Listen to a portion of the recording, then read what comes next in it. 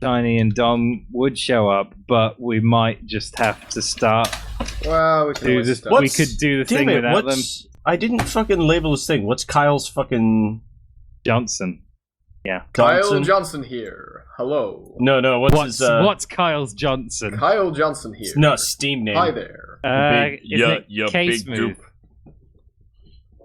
Yeah, it's K. Sorry, my voice isn't deep enough to become Kyle Johnson. Last online 2 days ago. What a loser. Also known as Dobby, even though he didn't want to be Dobby. He shall forever be Dobby in my heart.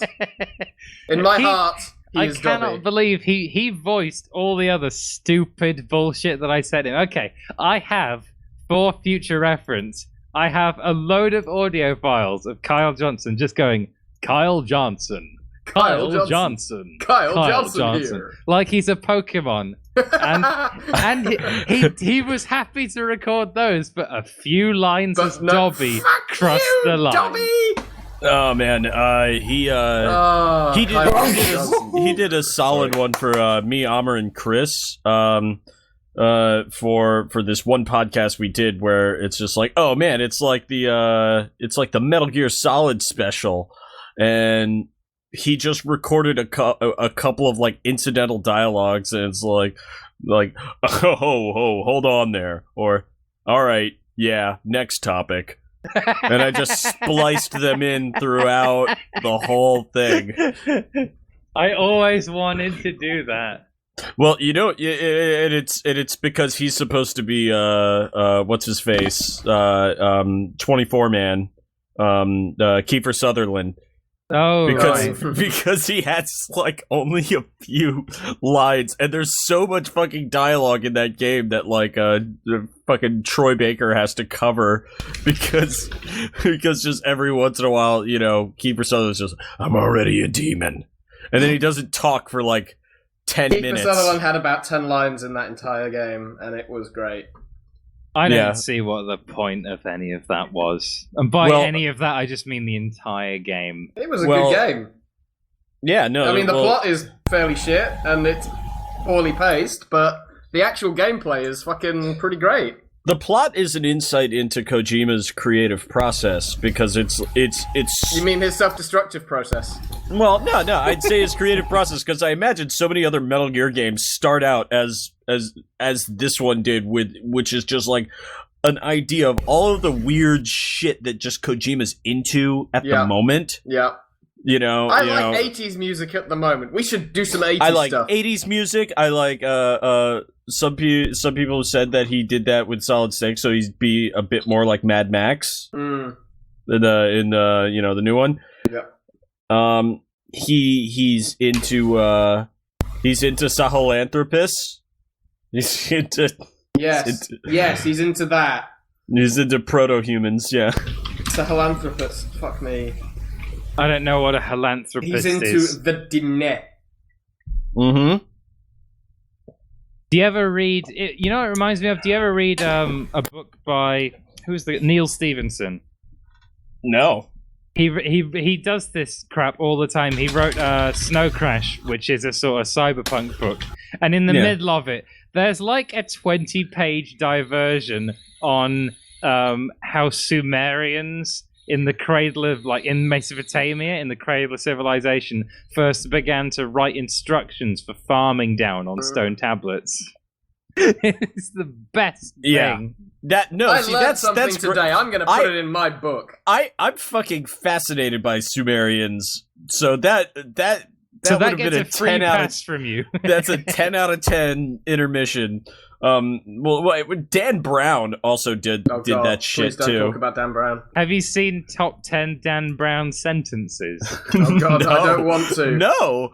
Oh man, we gotta do some intense readings of those. And NFL top 10 juiced up Dan Brown sentences. Yes, exactly. Do you want the top? Should we do a top 5? I found the article. Okay. Yes. Her compensation for a 16-hour workday was learning the ropes in the trenches with a seasoned politician. What? I've never read anything by Dan Brown. What is Da Vinci Code? Why are his The Da Vinci Code? bad? Rape Dungeon Spectacular 10 out of 10. Oh wait, no, he didn't write that one. No, Whoops. he didn't write that one. Physicist Leonardo Vetra smelled burning flesh and knew it was his own. Well, I think you would know that from like something other than smelling it. That's Wait a minute. This smells like my flesh. I hope this isn't my flesh. I hope this is not. That's it. I couldn't remember the exact fucking wording, but yes. Oh my god, he's damn so you, fucking Barry terrible. Burton.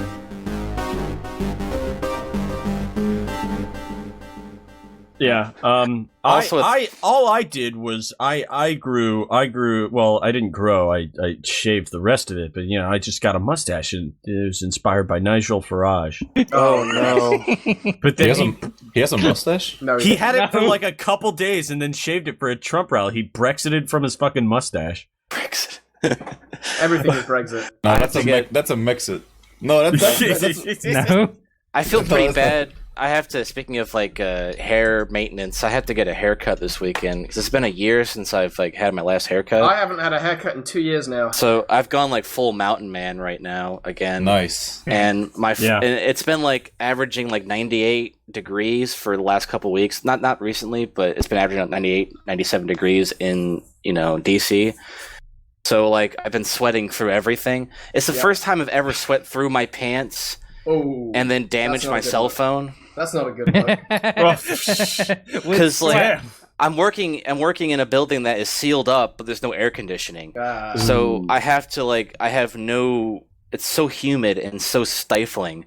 I'm just like sweating standing still. If I stand next to a fan, it's like the Dentine ice commercial. Like I'm just bombarded by ice cubes and I'm so good. I'm like, oh, but then I walk away The fresh again. maker. I walk That away looks again extremely and I'm just creepy. fucking Yeah, soaked that is. through. It's Yeah. horrible. And I get chafing everywhere too. Well, hey, it's in an intermediate stage. But yeah, God. Jesus Christ. That's what That's one of the worst He- mustaches I've ever seen. He looks like some kind of really shitty villain. That's what he is. He kind of looks. You know what? He kind of looks like what's his face? The James Bond. It was only James Bond in one movie, but he kind of looks like him in Hot Fuzz. Lazenby, I think you mean. Is it Lazenby? It was Lazenby that did George that. Lazenby was Bond. I lost track of the Bonds Once. long before that. Dude, George Lazenby. No, It can't be Lazenby, Timothy it's not Dalton. Lazenby. Timothy Timothy Dalton. Dalton. Yes. He was way better than George Lazenby. Dude, George Lazenby, he made one Bond movie, and then he's like, no, I'm gonna stop doing Bond. I have a bigger career ahead of me, and then he never made anything again. It's pretty funny. Well, he made the Hot Fuzz, didn't he? Oh, no, I I Lazenby mean, was and talking about that was yeah, an yeah. instant classic. Hot Fuzz is great. Hot Fuzz Yeah. is actually an instant classic. It is. Yeah, no, it's very good. I watch that on the flight over to Britain every time I go to Britain. Why? Because like it's like Absorbing British culture. Just to Well- prepare you for the consequences. it's like they offered like on British Airways to have like this is your insight into British culture. So they'll list like British television shows and British movies, and like Hot Fuzz is always on there, and so I always watch that. Oh, that It's is like a one of my fucking Mike favorite Hager movies. mustache. Thank you. God But damn. Is that not the highest compliment one can give to a mustache? That is pretty good. Mike Hager. Like The mayor of Earth.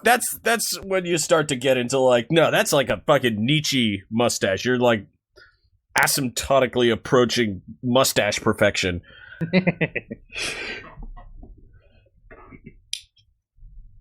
But I tell you, you know, us Americans, we don't win those world mustache championships anymore.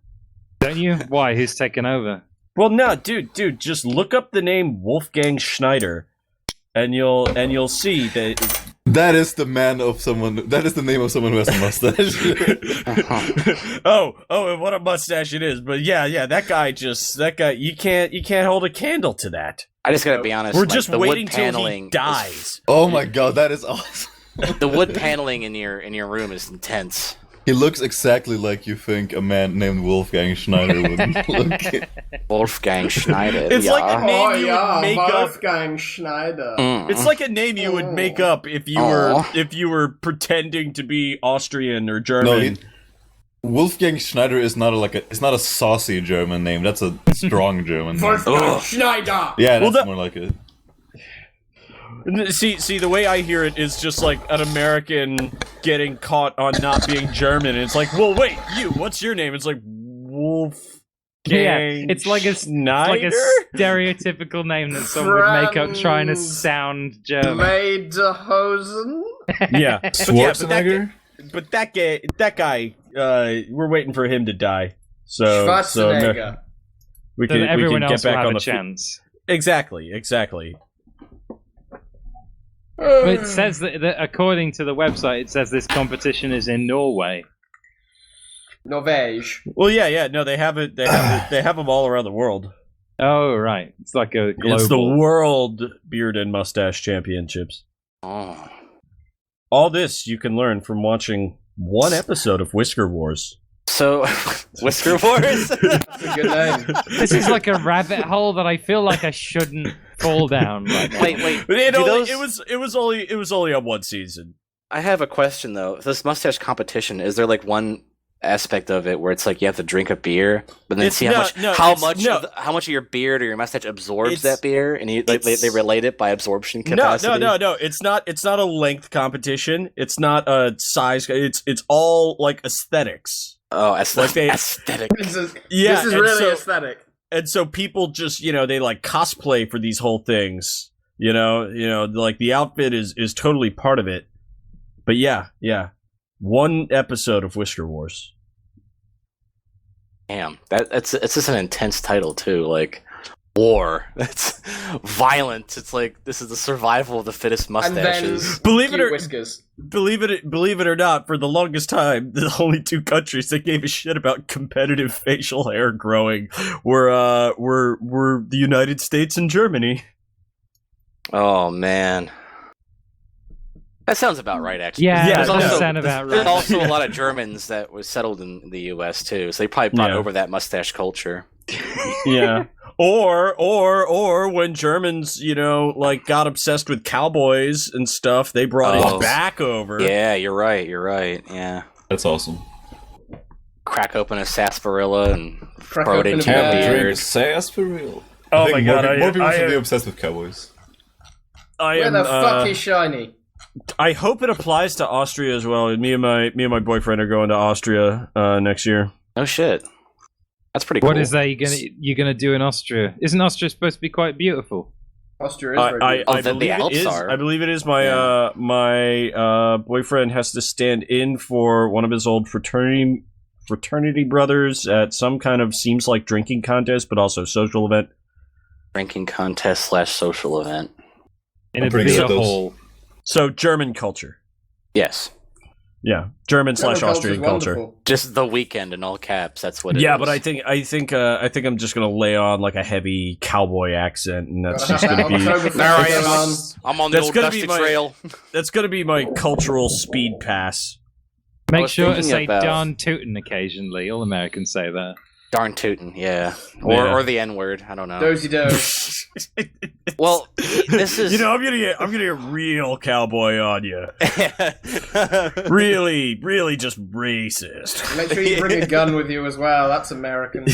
yeah, and just be shocked when they try to take my gun away You when can't I get onto the Second plane. Amendment rights. Try to bring your horse onto the plane as well. Trump and my was Nazi right. and my Nazi paraphernalia, and there's like, what happened to freedom of speech? Where's my horse gone? This is America. No, it isn't. Yes, it is in my heart. Let's change the subject. This is Germany. Yeah.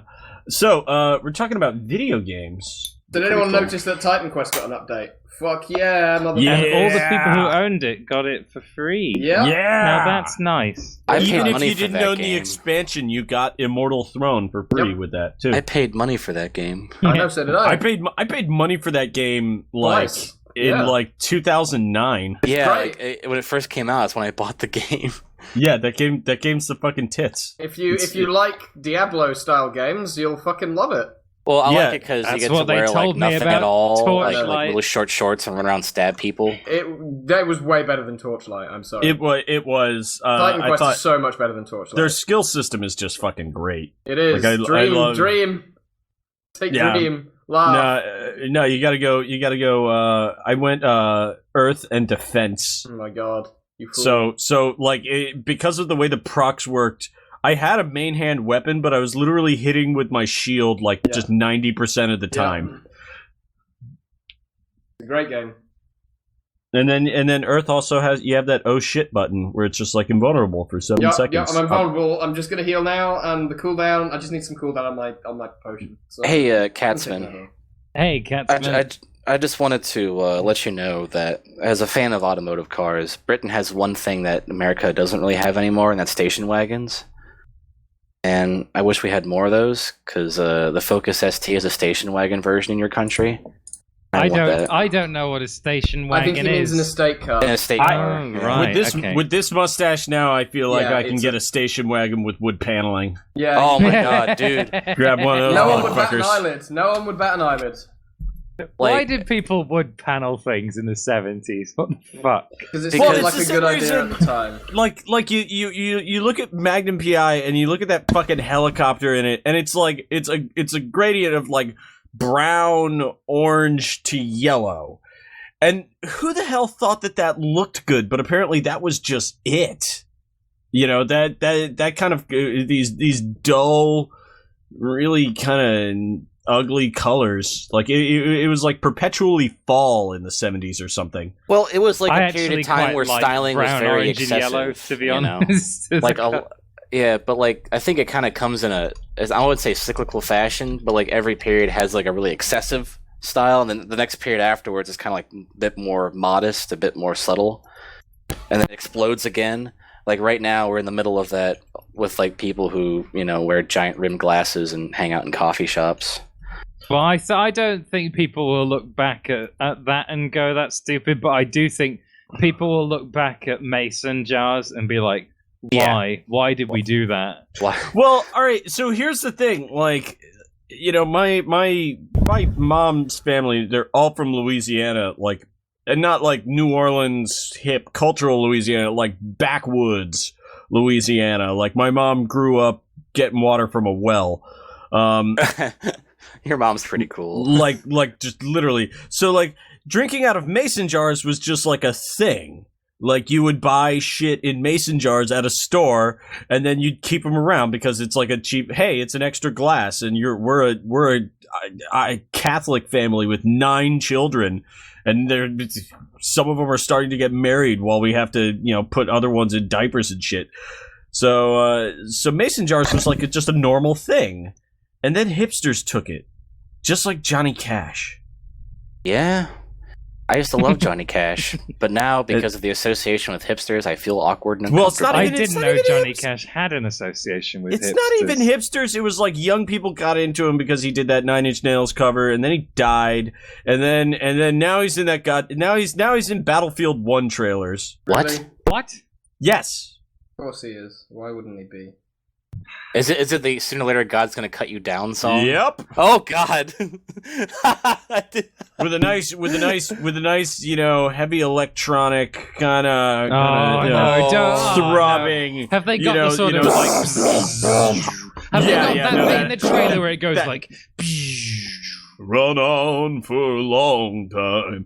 I haven't tried Battlefield 1 yet. I feel like I probably should. No, you shouldn't. It No, runs be like honest. it runs like shit on my computer, and I thought they would be like changing up the pace of the gameplay, Of course they like won't. because it's World War One. Like, why does everybody have semi-automatic rifles and like? Because it's and Battlefield and we can't do bolties because Well, people would complain. there's the 'cause- game Verdun that I think does a better job at trying Probably to does. emulate that style of warfare better. What about best- Ace of Spades? the best World Ace of War One Spades. game I ever played was the one where you were being chased by a dinosaur in the trenches. The best World War One game is Oh. Hogs of War, and if anyone Yes! says anything Fuck different, Hogs of War. Hogs of War fuck is you. the You guys like best that. shit. The best World War One game is Victoria 2. Victoria 2 Electric Hogs of War. Boogaloo? Hogs of Because War. because you play starting in 1836 to 1936, so it's everything leading up to World War One. You see, Oh my everything God. leading up to World War One could probably fit in like a book, like the height of my room.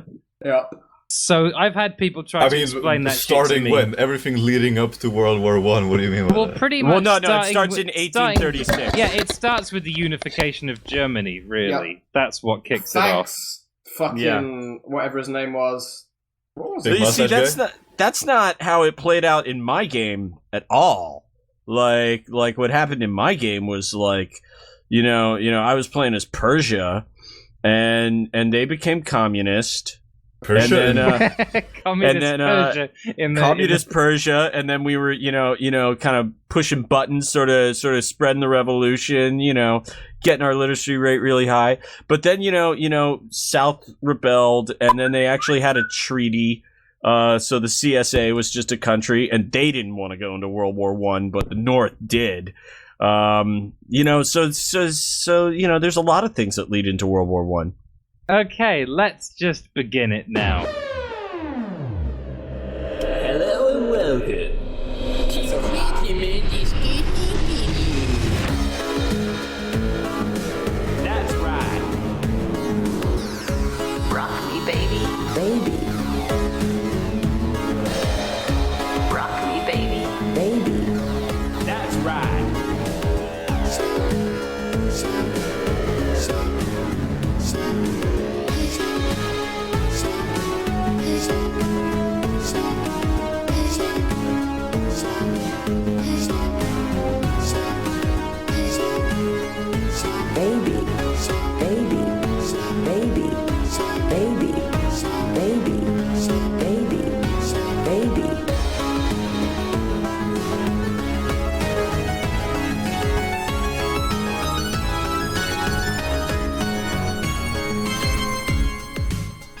British Africa.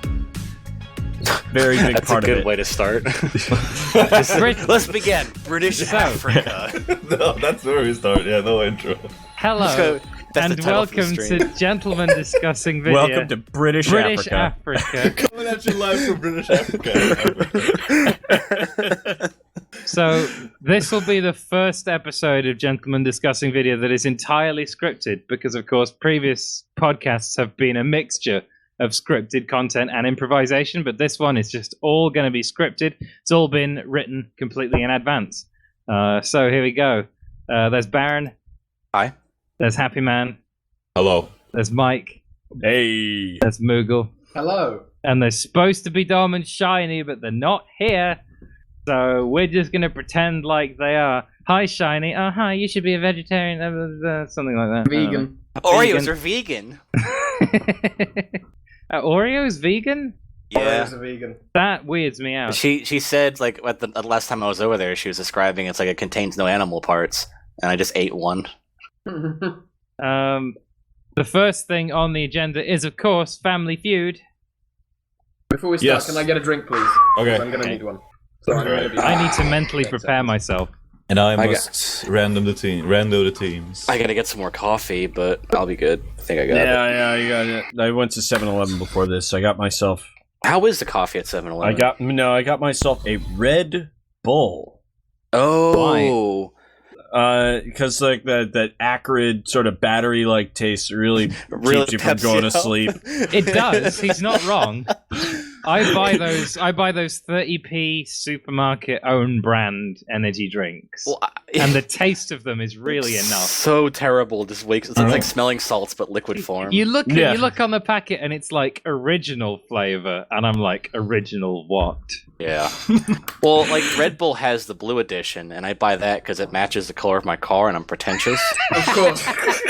You idiot! What you should be doing is buying the orange edition so that it complements the color of your car. Orange and blue. Go So- Broncos. Yeah, Go go Broncos. Battlefield posters. Go Mass Effect. Yeah. Go Portal. Oh yeah, Paul, Yeah. yeah, orange and blue. Yeah. Go Devil May Cry. Devil May Cry. Devil May Cry. Fuck That's generally that's been like a big thing. you. It has in the last Just 3 or 4 years or so. Yeah. yeah, that's almost like a Family Feud thing. It's like name a video game with orange and blue. You could just name any video You game. could name pretty much. I mean, they do fit well together. Yeah, they're complementary colors. That's why. Just like there's Yeah. a lot of video games with purple and green because they're complementary colors. Thanks, Doc. Well, It's well, not actually a meme. It's actually a proper color combination. Thanks, okay, Doc. but what about red and green? Red and green is the one that goes They together. don't complement though. but like if I'm Yeah, they do. looking Red at and a green- color red and green are the wheel and I'm complementary colours, following though. the same fucking rule. Wait, let me look It's this shit up purple on and a yellow color. that are complementary. Hang on, Color let me go ahead wheel. and just Red like Yeah, and this. purple Yeah. and yellow are complementary, and that's why Fucking fucking Lakers. Wario is Complementary fucking great. colours. Old Lakers school and Wario Denver are the two Broncos best logo right here. You guys can look that up and enjoy it. Complementary red and colours green- are but one red and primary green- colour, and then the secondary colour that's made of the other two primary colours. Yeah. Well, generally speaking, yeah, but like red and green, I think there's some kind of like Christmas curse there. Of course there is. Oh yeah, You say very Christmas Christmassy. curse? Yeah, that make it's like the rest of the year you can't do those things together because it's weird. Because it's too Christmassy? All right. Yeah. Hey, let's play Family Feud.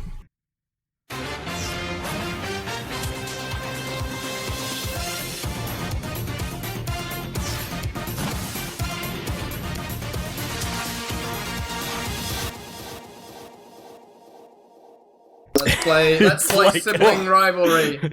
Let's play double date. Hey, by the way, teams. it is purple and green that are complementary. Just No, wanna let they're you know. not. Yes, Purple they and are. green? Look it up on a All right. color wheel. All right. That's a hold color on. of sickness. This might be the Sorry. most boring thing we've ever discussed on this podcast. It is. I Yeah. like colors. I'm sorry, there's a Well, definition yeah, of that's complementary because you're- colour, that's and 'cause it's you're a red and design green, it's yellow and person. purple, and it's blue You're a and orange. design person, Cats. I am okay? a design person. I know. I fucking studied color science. I know this shit. It's Well, purple and green. Why? Evidently not. Fuck you, Moogle. Well, sorry, there's a definition of complementary colour, and No. that doesn't fit with it. I think red and yellow is a good Happyman, read combination, out the too. teams. Yes, the I'm sorry. teams are Baron and Mike versus Catsman and Moogle. Are you ready? I will America sink versus this Britain. team I like this so national hard. rivalry. Yeah. Don't worry, I'm retarded too. I'll fuck it all up. The World Warrior. Okay. The I gotta world get my warrior. Octothorpe Oh, ready. I have to finish this colorblind test.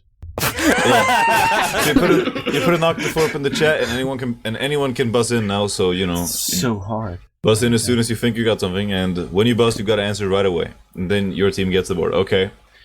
Catsman and Moogle are gonna have this sound.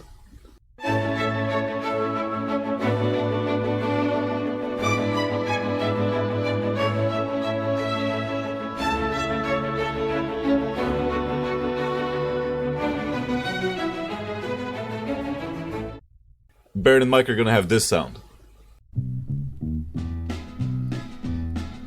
Yoga is as yoga does. There's no in between. You're either with it on the ball or you've blown the scene. There you go. I was Which forget sound to do should that. I dub in? Oh fuck! I don't know. A fart and a fart. I'll find some. Yeah, a fart and another Hamburger fart. music for the US side, and Yes. tea music for the British side, please. No, they're just two different types of hamburger music. Two Anyway, different types of hamburger music. yeah. It's very important. No, Catsman is convinced that music has a hamburger quality to it. What is hamburger music? Now in I'm Britain not you'd sure. have like tea music or maybe curry music or something instead. So no, you'd have Nando's music. I don't know either. Hold on. Presumably it's to do with Hold complementary on. colours as well. I'll send you hamburger music. I Just do give me a one second. colorblind test and I get back and you guys are all up in this shit. Also, it's a pretty high hamburger probability music? that I have normal color vision, but some of those are really tough. good news, Mike. You're not on my team. Ah, Okay, Ah. here you go, Baron. Here's hamburger music. Let me have a quick listen. Okay. nice. That's like soda shop music. Soda shop music? Yeah. That's not soda shop. That's like fucking saloon music. So That is- yeah. This is not walking, walking to the barber shop. There's a guy with like a that- straight that- razor, just constantly sharpening it. Change some instrumentation, and that is absolutely saloon music. I guess so. Ragtime almost. Yeah. Yeah, ragtime is very hamburgery. What? Yeah. It took actually seeing a piano player do this for it to like click in my head. Super Mario Brothers 3, fucking ragtime, all up Yep. in that shit. Yep. Huh. I Fucking never great. thought of it Yeah. like that before. Anyway, Anyway. alright, you guys gotta fucking put some Octothorpes in the chat Okay. for a game that's set underwater. I know one, but I can't remember what it's called. Mike, Echo the Dolphin. Oh, yeah, number yeah. one answer. Do you pass or Yeah, fail? motherfucker. Yeah. Shit. Shit. Bioshock. Okay, that's number 2 answer. All right. God. Oh, I got one. Yeah. Soma. Number 3 answer. You guys go down the list. Yeah, motherfucker. All right. We're pretty safe, but let's try and get like any of the big ones out of the way. You have to keep going. I think. I know. Yeah, So yeah. Baron, let's try and think of any of the big ones before we go. Anything else obscure? Subnautica. Yeah? That is not on. When were these questions asked? Out of curiosity. Recently, like month or so ago. Okay. Sorry, man, I fucked up. Yeah, no, that's what I was gonna fucking say. So shit.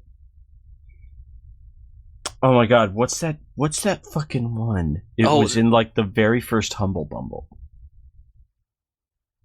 I can't think of it. What's that? Silent Hunter. Oh. That is also not on. Catsman and Booboogle has 1 chance to steal the word. Catsman, do you have an answer? I've got 2 answers. One of them is a Wii game and one of them is an indie game. Which one do you want me to give? I have a PC game from a fairly popular series at one point. It's still technically popular, but I don't know if it's going to be on Oh the my board. god. Wait, no, I thought of one, but that's not technically another one. I think my answers are both middle of the road. How about you? I don't 5, know if anyone's 4, played. You go. 3, You go with one of yours. 2. Endless 1. Ocean. That is the number 5 answer, and you get the board. Yes! We're too good. Congratulations. Endless Ocean? What? Endless Ocean. It's a What Wii the game. f- where you- It's a really popular The Wii Wii game about diving. Oh god. I was gonna go like Steel Diver. Damn. Silent like Hunter was like whatever the it one of the or I was gonna longest go- running simulation series out there, and I fucking can't fuck. And- fuck. Go on. The ones you didn't get were free. It was number 4 was Aquaria, which I've never heard of. I Oh, was yeah, that gonna was my say other that. answer. Oh, And man. That's the other one. number 6, XCOM Terror from That's the what I Deep. was gonna go for. Yeah. Oh. And number wait. 7 is SpongeBob Botocross. Hey! I don't know what the fuck that is, but What? I And out of SpongeBob all game. those, Silent Hunter was not on that list. nope. Alright, moving on.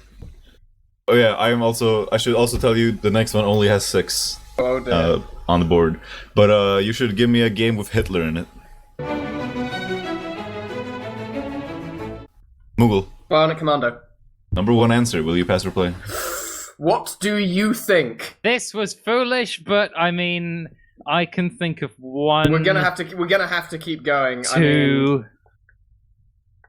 I can think of 2. I can think of like a couple more if I keep trying. Okay, So, let's go then. You go first because I just went. Wolfenstein: The New Order and Wolfenstein 3D for that matter. Just Wolfenstein Just in general. Wolfenstein. Just Fuck Wolfenstein. it. Wolfenstein number 2 answer. Okay. Now it becomes difficult. Would anyone have played it? Is the question. I will answer and ruin everything for you right now, if you like. Go ahead. Keep going. I know that Hitler is the final boss in one of the Shin Megami Tensei games, but I don't know which Oh, one. Persona 2. Persona 2, number 3 answer. Haha! It's Sniper then something. I'm trying to remember what it is. Oh fuck! Might not I be know on what the you're board. talking about. There's a series of World War II sniper games. I won't It's waste your Sniper- time. Sniper Elite, not on the board. Okay, thank you. So we got one more. You got one more. Well, it's got to be it's either a war shooter or like a meme type game. What do you want to go for? War gonna or be- meme? War or meme? The eternal Thanks, question. Mao. I can't think of anything. Hitler in video games. I thought there'd be more than this. I've Hitler got one himself. waiting in the wings. I think I Doesn't- have one too. I'll let you go They're first, gonna Mike. steal it, Boogle. Why did you And he ask? showed My sweet baboogle. a sweet little love social. The last thing I hear after dying in a coma is Booboogle. Boogle baboogle. Anyway, you guys got 10 seconds. Have you got one, Cats? Because The Mummy Returns. No. That's not on the Don't say board. the Mummy Returns.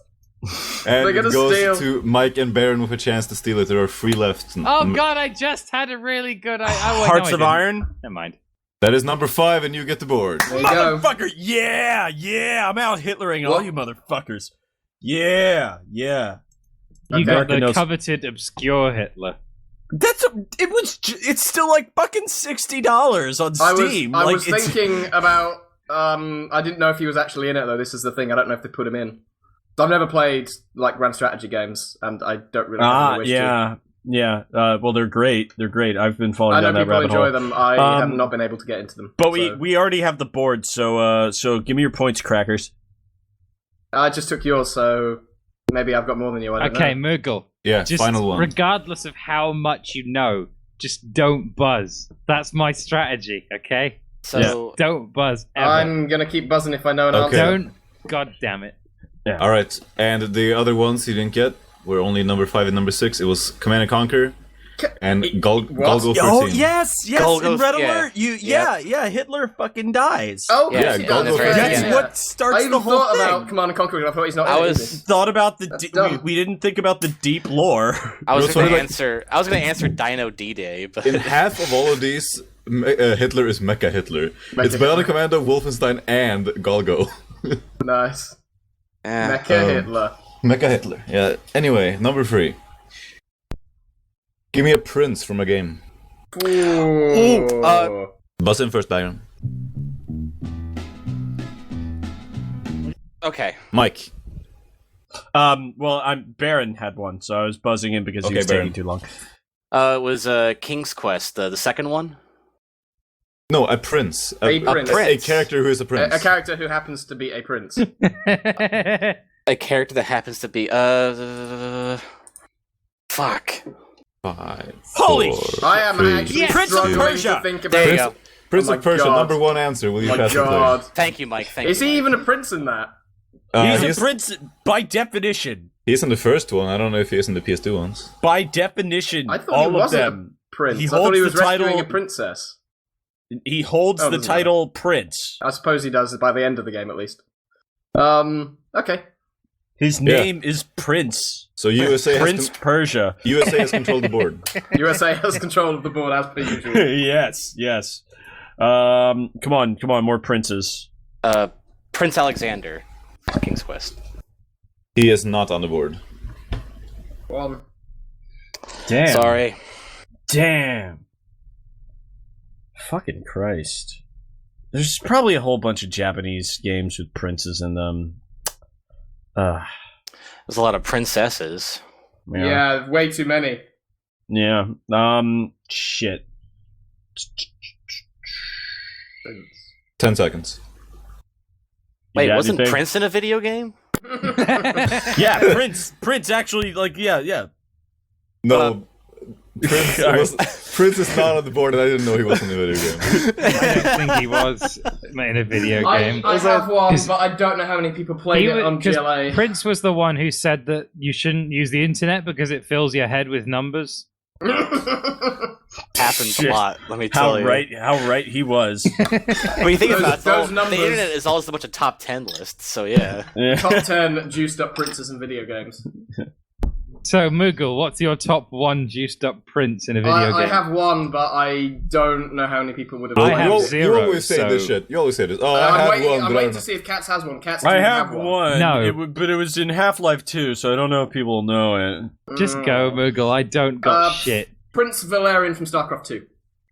I've He is just not on, I and the just USA dr- keeps there. Didn't think you would I do it.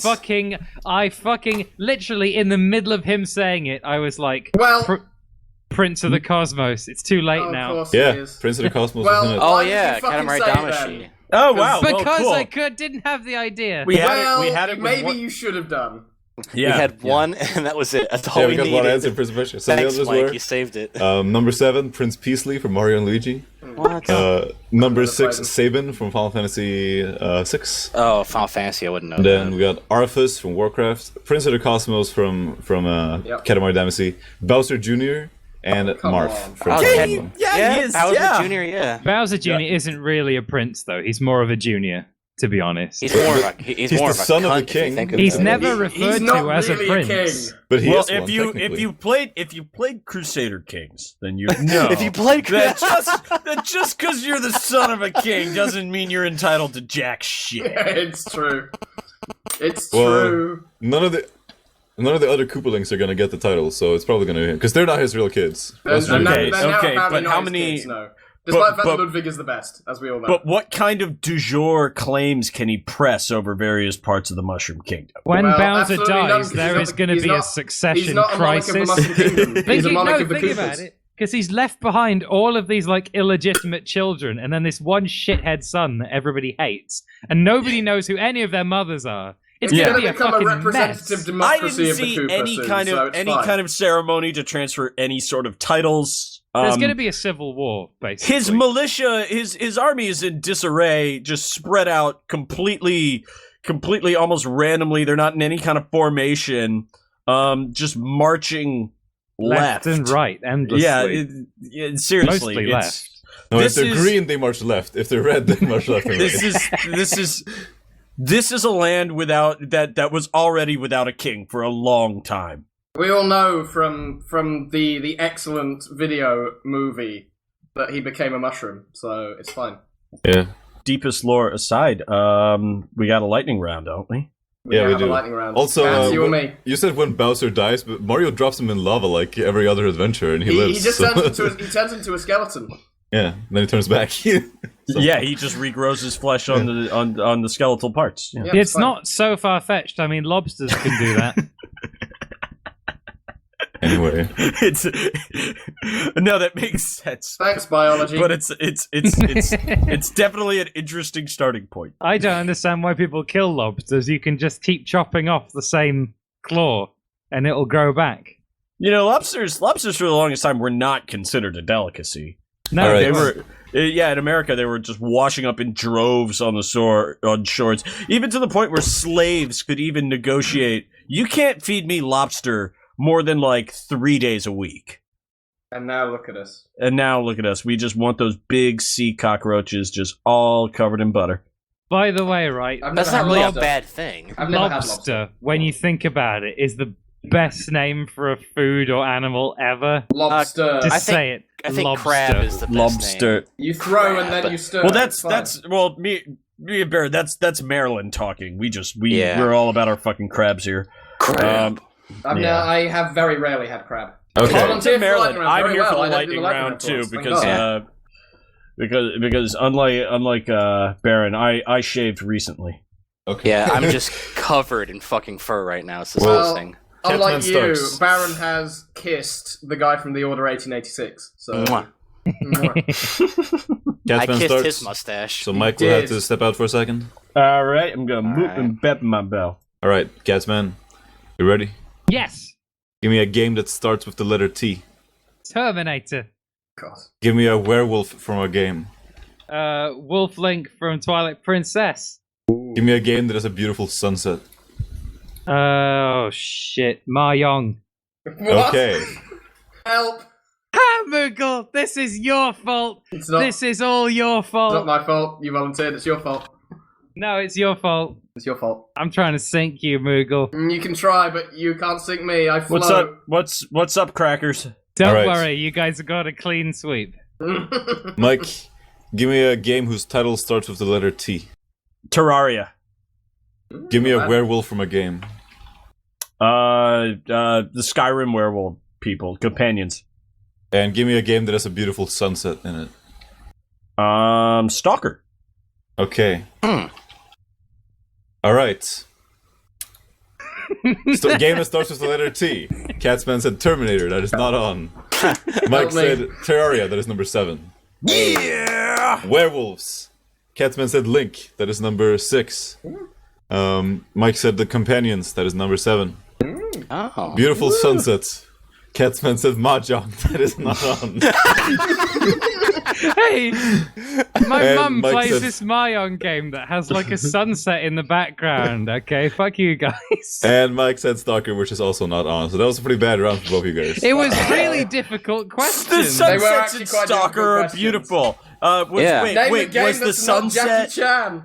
Was the sunset in disc 3 of Beyond Atlantis on there?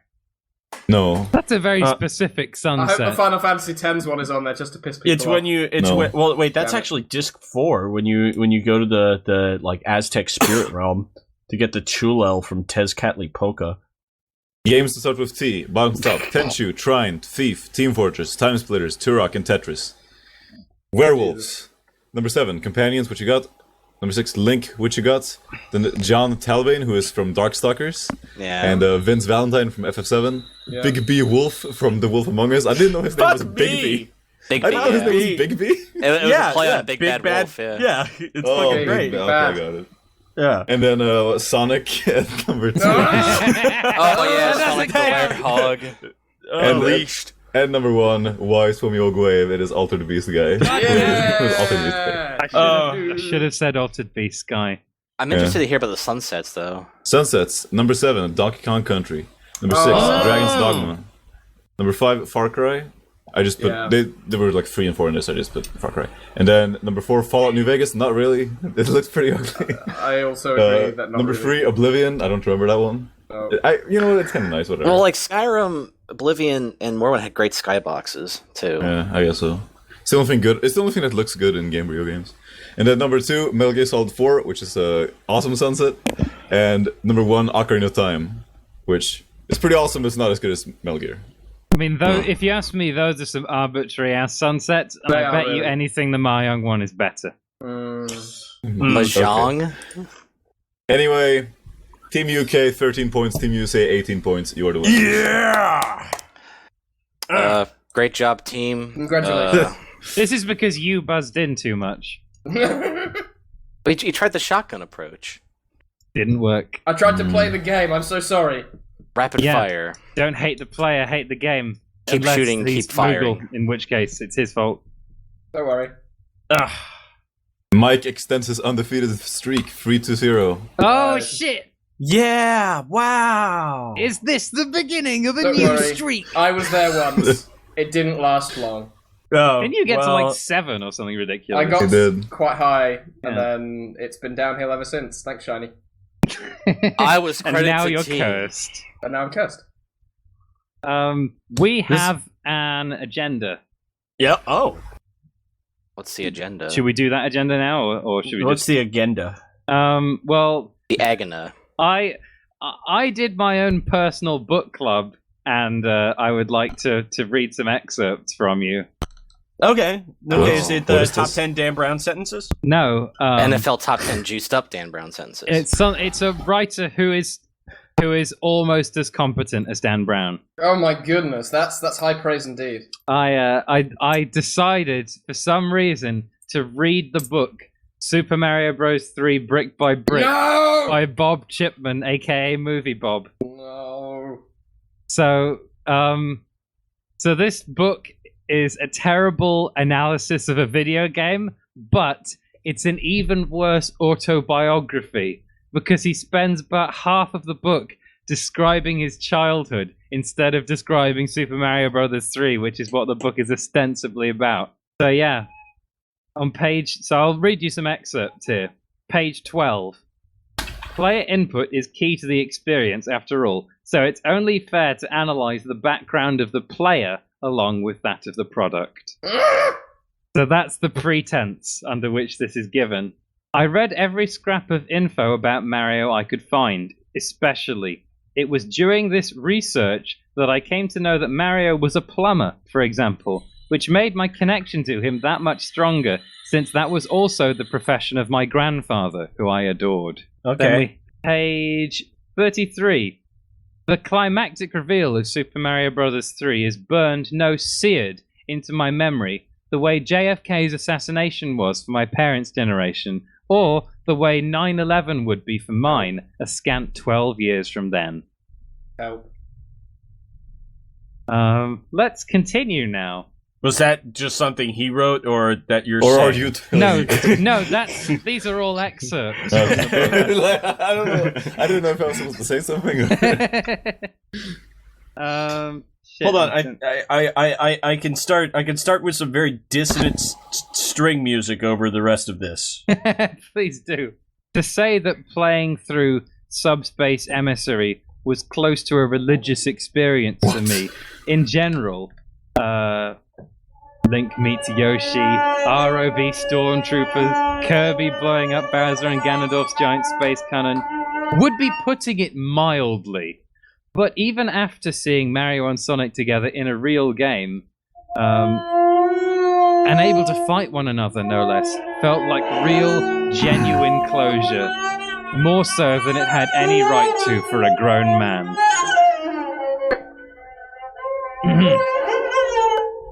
On page 50 of the book, entitled Super Mario Bros. 3 Brick by Brick, after a long-winded segment describing how the writer had gotten fired from a Christian local cable show because he didn't like the movie Passion of the Christ. My time at Blockbuster, number 2, ended soon after that, but my ongoing friendship with a co-worker from the first Blockbuster was able to finagle me a job with him at Best Buy. Again, this is in an analysis of the book of the game Super Mario Bros. 3 Brick by Brick. Page 43. The first sign of it was that I was spending more time dwelling in the gaming community than I was actually playing the games. Reading about the launch of Nintendo Powers America online site was my introduction to the concept of internet chat rooms and blah, blah, blah, blah, blah. A new normal developed in my house. I learned about my games, and my younger brother and sister did the playing. This is fucking avant-garde. Super Mario RPG finally delivered a Mario game with the kind of sprawling story and epic scope I'd always imagined was there. Okay, Mike, stop it. It was the standard Final Fantasy style JRPG, J for Japanese, but populated by Mario characters. It means Japanese sword. Samurai Cop.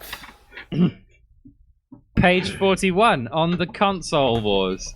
The Console Wars. Another story, private and Catholic, but still very much downtown, mostly populated by Italian, Irish, and Greek hoodlums, whose families mainly paid tuition to keep them from having to go to the same schools as the somehow worse Black and Latino hoodlums. In my memories, the great Console Wars dragged on like my own private Vietnam. And it didn't help that I was constantly in trouble at school and in and out of therapy at the time for anger, attention, and authority issues. However, it really only lasted a couple of years. God help me. Was that done live, Mike? Did you do that just now? Do you have... He's good, isn't he? I wanted to get my flute and do some dissonant flute music, but... Please do. Please do. Go on. I don't know the notes required to make dissonant flute music, so... Okay, oh my god, like just dodecaphony. It's not hard. There's just 12 of them. You just have to find it's intervals. You find dissonant intervals. You know, minor seconds, tritones, and then you throw in some minor thirds on top of there so people can't establish a tonic or a key. Yep. You know, basic shit. Oh. Yeah, no, it's fine. It's fine. You get an ear for it. Anyways, is that the end of this horrible fucking shit? Thank God. I actually have many more. No. I'm gonna talk about my skeleton of the month. Skeleton of the month. Wrote the book. Yeah. He was destroyed. Fuck off. Don't talk about that anymore. I don't want to hear about Minecraft. Nintendo, whatever. So, the skeletons of the month, I should say. Skeleton of the month. The skeletons, actually, are the Sandbone Trio from Guitaru Man. I will post a link, they're fucking awesome. Guitaru Man is a rhythm game where you fight people using music. And the Sandbone Trio are 3 henchmen of the bad guy. I remember this fight. They don't say anything.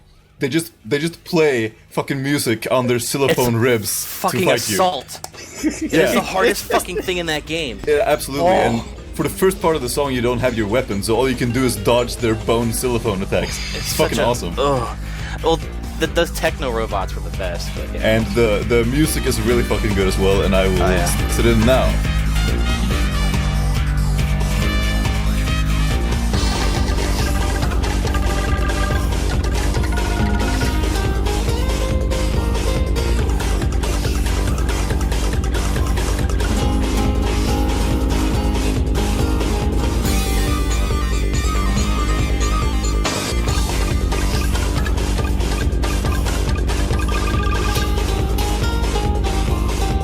I will actually splice it in because I'm the one editing this. And Mojo Jojo King B. Sorry. Their names are Pine, Carrot, and Soda. I don't know why they are, but that's them. There was almost a theme there. Yeah, and they have some, not really though. And they have some weird fish bowls over their heads. I'm not sure why, but They're spacemen. in any case, it's a fucking awesome fight, awesome music, and awesome skeletons. Guitar Man is just a painful battery assault over and over. They keep It ramping is. up the fucking difficulty. It's a hard game. It's also really hard to find if you want to get it. Yeah, Copy but of it's it. so good. It's a good game. All right, that's I'm mesmerized by these skeletons now. it's so good, Pretty right? mesmerized. The fucking music, man.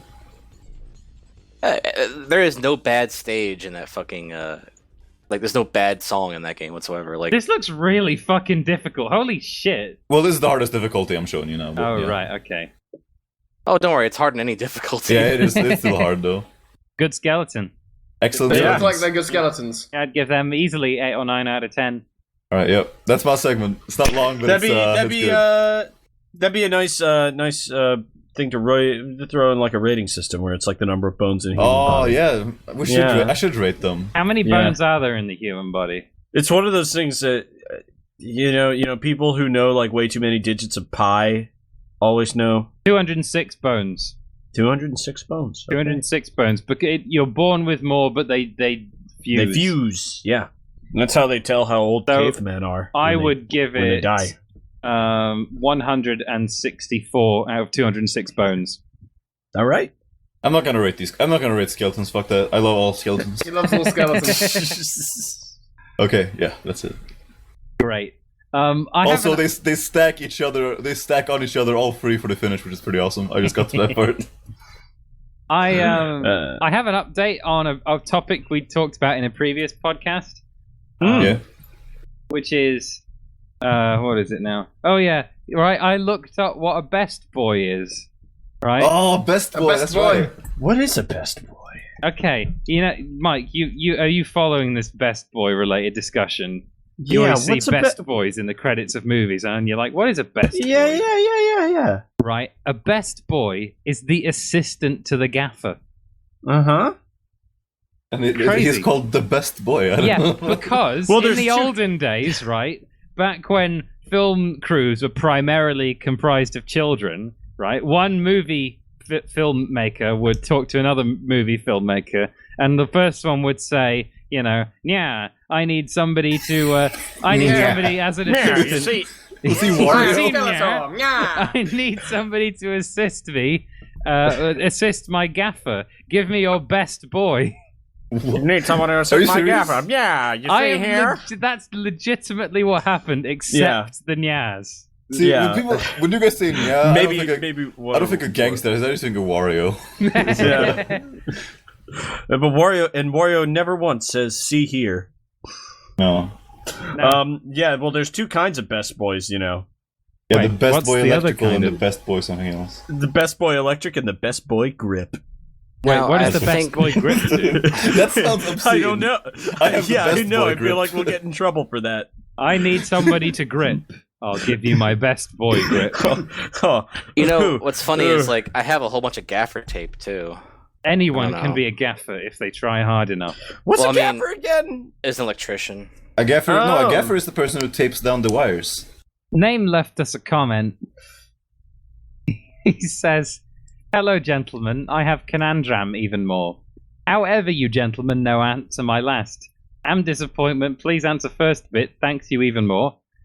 I too much buy game, but play never. How help how play more game. Thanks you. Name email."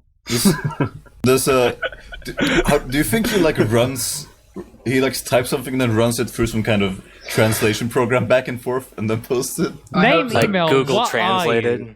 Okay, here's what you need to do. Right, cut off your own internet connection. Yes. That's when I was without internet for a while, You'll play moving into video a new games. house. I was playing shitloads of video games. I was like, holy shit, I'm gonna play Downwell. Oh man, this game's so cool. Oh, holy shit, I'm gonna Downwell. play Tower of Guns. Oh, this game's so cool. I just played like random games that I'd bought ages ago and never played. Downwell's pretty awesome. Downwell is a great. It's the design. Downwell, the design is so good, so good. It's so clever. Yeah, I think. Well, the last time I had to do something like that was when I moved into Baltimore, and it was like 5 days without internet, and it was right when Honest Hearts came out. So I did that and finished it in like 2 days, and had nothing to do because I didn't have a job. I don't know what Honest Hearts is. It is one of the expansions for New Vegas. Yes, right. And the greatest Christian game ever made. Yeah, probably. What other Christian games are there? I'm trying to think Spiritual now. Warfare, Super and Noah's yes, Ark. Dante's Inferno. No. There's a load of. Oh, didn't we play like the New Testament? That's The The New New Testament, yes, The New fuck Testament yeah, that is game's great. awesome. that's the greatest Christian game. I think. Let's be real here. It's the most memorable one. Yes, definitely. I'll give you that. People just beat the shit out of each other all the time. Randomly. And also, like, Jesus Christ is like some sort of a spiritual sensei. You talk to him, and he gives you a third eye, and then you can see all the polygons. It's a great game. Hot. It really is. That's what like the Bible was actually like though. People beat the shit out of one another constantly. Yeah. And then you get your third eye. There was that thing with Samson where he killed like 1,000 some people with the jawbone of an ass. Exactly. Well, there's this part of the Bible where Jesus gets really angry. He comes into a temple and sees that people are like setting up shops and selling stuff in a temple. He gets really pissed off about that. And so that translates to in the New Testament that you walk into a temple and you see Jesus beating the shit out of some woman with a stick. Nice. Yeah. Well, I mean, no, Jesus had like Jesus was definitely some kind of druid. Because he like obviously against like a general like kind of setting up shop in his sacred earth temple and kind of stuff like that. That's already okay. That could be anything. But then there was that time that fig tree didn't give him a fig, and so he cursed the fig tree and it just withered and died. What? That's really petty of Jesus. There was that other time when someone was making fun of one of the disciples, and it's like, hey, you're fucking bald. You're fucking bald as shit, dude. And then Jesus summoned bears to kill the children who were making fun of the bald guy. Was that Jesus who story. did that? No, that wasn't Jesus. That was just God. No, that was Jesus. That was Jesus. What? He summoned the bears. He is a fucking druid. That's crazy. It was 40 bears. 40. That's a lot. 40 of bears. That is many bears. To kill a couple of young punks to make fun because they made fun of someone who's bald. He sent 40 bears out of the forest. Well, if you're Overkill. gonna do something, you might as well do it right. There's no better kill than overkill. True. Oh yeah, That is very true Oh. of the Bible in general. Yep. Oh yeah, and then there's like there was this guy who was possessed. And the demons begged him like it's like, hey, send us amongst the pigs and allow us to go Legion. into them. That was Legion. Yeah. And so he sent them into a bunch of pigs and they jumped off a cliff, I believe. Yes, they did, and that is one of the many reasons why pork is not always considered good. Because it's easy for demons to get into it. Yep. Which is a funny way to call trichinosis. So I hope that answers your question, naming it. Turn off your internet connection and you'll play video games. Thanks for Bible chat, guys. I actually gotta get going now. I should have gone a while ago, but See you later, Happyman. yeah. Goodbye. Sorry I couldn't say for the entire thing. Bye. Bye. Bye! Great, now we can talk about Final Fantasy X. So Final We've all Fantasy been waiting. X is So Final the Fantasy best game of VIII, all guys. time. It has a guy with stupid hair, another guy with stupid hair, and they talk a lot about Sounds nothing. like you know a lot about this game. I don't know anything about Final Fantasy X. That is an accurate description of Final Fantasy. All I X, know is the scene of the character going, ah!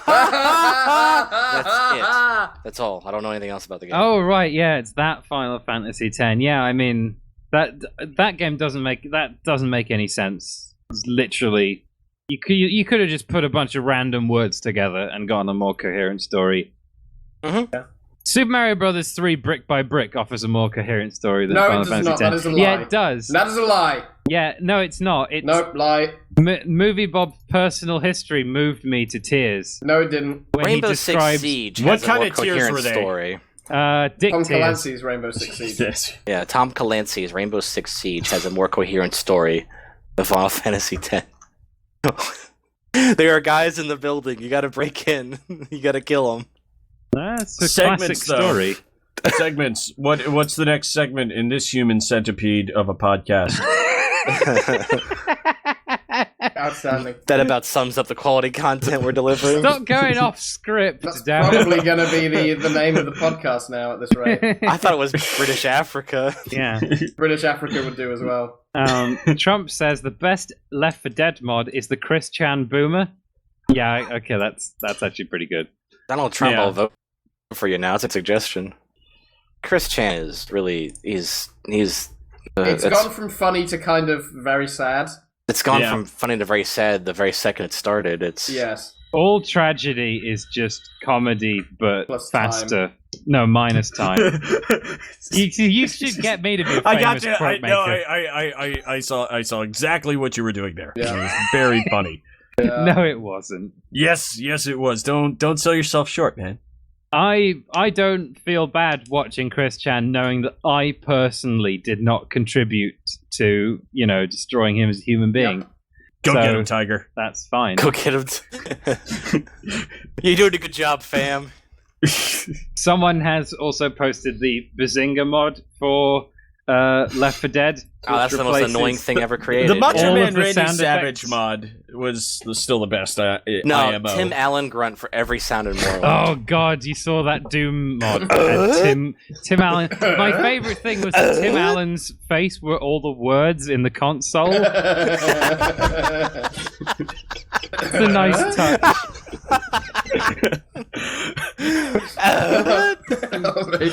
God, Tim Allen, man, like he was. Why did they let him on TV? Well, I think he's like sitcom standard by now, but like I think he was due for a Robert Downey Jr. kind of comeback. He was like people was like we're waiting in the wings, and people are gonna find out that this guy's like actually funny at some point, and he was in two. Related. I think are very, very good movies. Which First ones? one, Big Trouble. It's based off a Pulitzer Prize winning novel. Fucking Galaxy Quest. Galaxy Quest, yeah, I forgot about that one. That was a pretty It's good movie. It's a good movie. Alan Rickman's in it too, God rest his soul. Alan Yeah. Rickman. Now, who is it who died recently? Alan Rickman. Rickman. Oh, you mean recently? Yeah. Gene Wilder. That's the Yeah, one. Gene Wilder, yeah. Yeah, Anyone here that's- see Young Frankenstein? He was Yes. so He was good. very good in that. He is so fucking funny Blazing in that movie. Saddles as well. Let's not Blazing forget. Saddles. Oh, It's Blazing fantastic. Saddles. Well, of course, Willy Wonka and the Chocolate Factory. Yeah. Yeah, there was that one where he was in blackface. Hold on. What? Jesus What? Christ. Oof. Whew, sheesh. No. It was like part of it. Like Richard I gotta Pryor towel was off trying to now. Silver Streak, where like Richard Pryor is trying to sneak him onto like a subway or something, and so Gene Wilder disguises himself as a black guy, and Richard Pryor is walking him through how to pretend to be black, and they're both just so blatantly high on coke. Like it's so it's great. Let me let's get a picture. Anyway, who was it? Was it someone here who said they could predict who died? Who was going to die next? Was that? No? Okay. It must have been someone else I was talking to. Yeah. I mean that person's Wow, he's not black. that person's not here because they can predict who's going to die next, and so they're out stopping it. Oh, yeah. Well, good point. But It's kind of a responsibility I you would can have. tell that you're not a determinist. Do you know how I know? Huh. Kay says S-Mod was GOAT. I agree. Sigma says, got any more bad fan fiction reads in the pipe? Well, why don't you just hold on and wait and see? That's a perfect segue you got there, Cats. I saw something that I definitely want to get my boyfriend. But it's only like an Amazon Kindle book, and it's called The Communist Manifesto. And it's a bunch of slash fiction between for like Karl Marx, Frederick Engels, and a bunch of other like 1800s like radical leftists, and it's all it's just a bunch of gay sex with them. That's like it's like fan fiction of like ideologies, essentially. Yeah, exactly. I think Max Stirner is in there. But that'd be, just to round it out, get those anarchists in there too. Next thing. Yes. Yeah. Yeah. Hold up. It's coming. Yeah? It's coming. The next thing is a conundrum, not a conundrum, connections we've received from Spex, which is very nice, isn't it? Isn't that nice? Can we have a podcast where everything in the podcast is replaced with Tim Allen? Yeah. Only if there's an interlude where I can do like a sick bass solo. How about a sick, more violin? How about a sick bass solo with every plug of the bass guitars as a Tim Allen grunt? That wasn't a violin. That's actually a Yali tambour. Yali tambour. Yes, one of the crucial instruments of Turkish art music. Next, oh, you fucking hipster! Next only to the baglama, also called saz. Next to the baklava, I love that baglama. stuff. Baklava is fucking great. You Philistine Baron. That's some tasty, tasty Mediterranean pastries you right fucking there. Philistine cracker. I went to Corfu for a week recently. I had baklava every fucking day. Every day I had baklava, and it was fucking great. It's some Gucci stuff right there. Fucking nuts and honey and very fucking little else. Some pastry. Pastry, nuts, and honey. Thrown in there somewhere in the mix. It's the Gordian. It's the sword stabbing into the Gordian knot of dessert. Great. Well, I think Turkish Delight is also on the same level. Speaking about Turks, I'm not that into Turkish Delight. I don't understand Turkish Delight. I quite like it with chocolate, but I don't really like it outside of that. I like a lot of those Persian sweets where they're so based around nuts. Because I really generally don't like sweet things. I think like American candy and all that shit. All the American candy shit kind of ruined me on that because it's just it's all one note things. Yes. you offended me. I'm offended right now. It's got to have levels. It's got to have nuance to it. So it's why it's pistachios and seasoning and how about them honey. dots, eh? How about them pistachios are the best nuts. Dots are Gucci. Dots are pretty Gucci. Reese's peanut butter cups. That's a very American candy. It's a very uniquely American. It's Gucci. It's got everyone layers. knows that cashew nuts are the best nuts anyway. All the peanut stuff is very uniquely American. You're right. Turtles. You get cashews, chocolate, caramel. See, pralines. I like those. Oh yeah, praline. Yeah, okay. Yeah. Praline, you fucking yank. Pralines. Yeah. Pralines. So there's a couple of different kinds. There's some people who are into them where it's just like this this completely desiccated, sugary, crumbly thing, and you're just eating like someone got some sugar and some pecans wet and just left it somewhere. Isn't praline supposed to be a bit viscous? I thought. No, the good ones are they're actually thick, gooey kind of caramel, and oh man, with the pecans in there, and they're slightly salted. It's great. It's what I'm talking about. I got way more into bittersweet stuff recently, so dark chocolate stuff is great.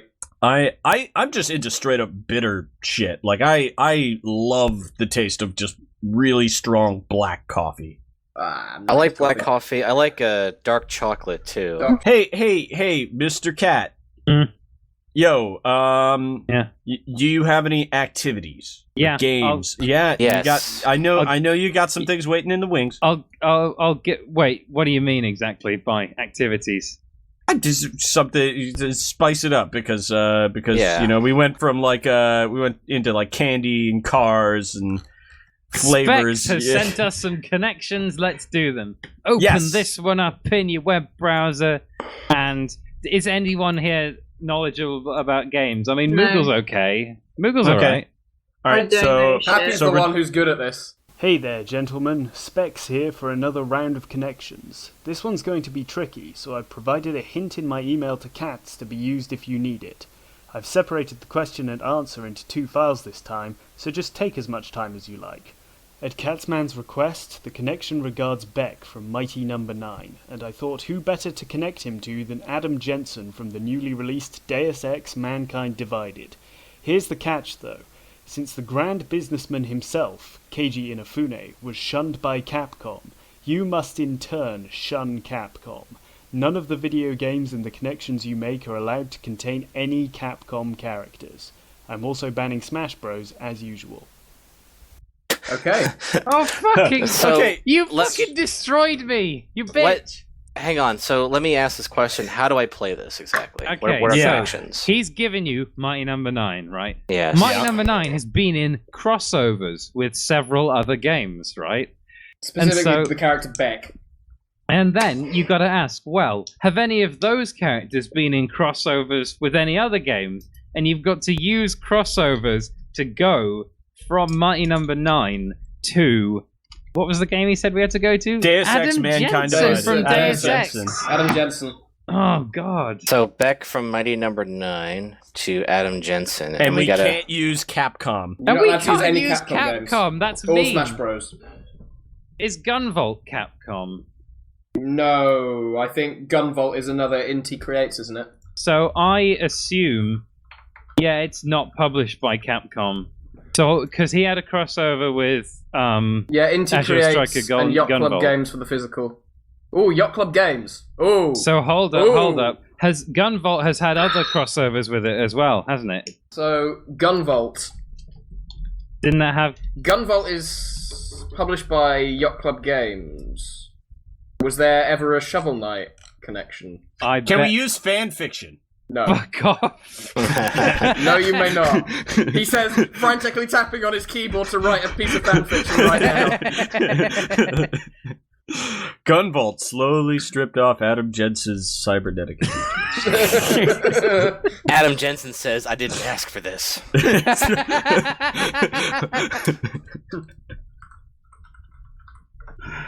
Okay, yeah. Shovel Knight was in Azure Striker Gunvolt. Yes, all right. All right. And now We're we're getting at, somewhere. now we're at Shovel Knight. It's So actually not Battletoads that were in bad Shovel because we Knight, can right? get straight to Battletoads, which is Yep. really where I want to get. That's where That's it. We're everybody done. wants We're to done. get That's to. it. That's all we gotta do.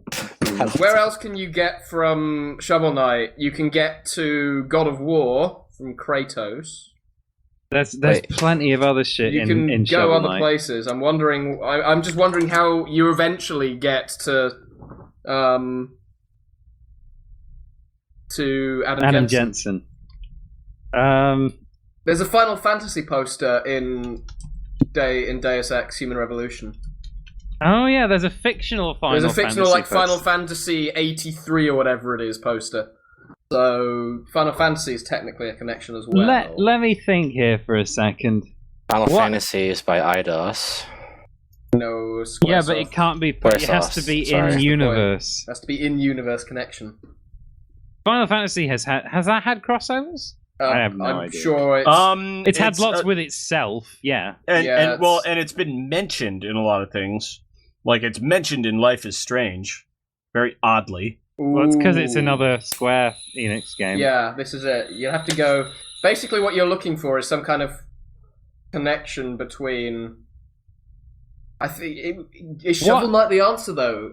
Were there any other Gunvolt crossovers? I've not played Gunvolt. I don't know. I don't know much about it. There were lots of Shovel Knight crossovers. Well, Wasn't there a Shovel Knight and Shantae crossover? Wasn't there a Shovel Knight and another series that the name escapes me of right now? Another indie thing. Also, with Battletoads, you had a crossover of Double Dragon. Let's go to Double Dragon. Even though going there gets us nowhere. Well, Or we have could to- go to Killer Instinct, can't we? Can't we do that? Yeah, we can. We can. But what's... Doesn't get us anywhere. Killer Let's Instinct. go from Killer Instinct, right? Let's go to the DC universe. Wait. All right. I'm looking through this right now. I'm trying to find if there's Easter eggs because Shovel Knight is in Brothers, A Tale of Two Sons. Oh, I didn't know that. Yeah. I don't think that'll Basically, go we're anywhere. looking for any other game that's got a connection with Final Fantasy, or what else is in Deus Ex. I've not played the new one, so I've no idea about the new No, one. I've not played the new one either. I I didn't think it had any. But presumably, crossovers. this is going to have been released late enough or early enough rather. Well, that... you said in-universe connections correctly. So we can use other suppose Deus Deus Ex Ex- characters as yeah. well, right? Like JC Denton. Yes. What else has JC Denton been in? He's not been in anything. He's been in Deus Ex. He takes himself very seriously.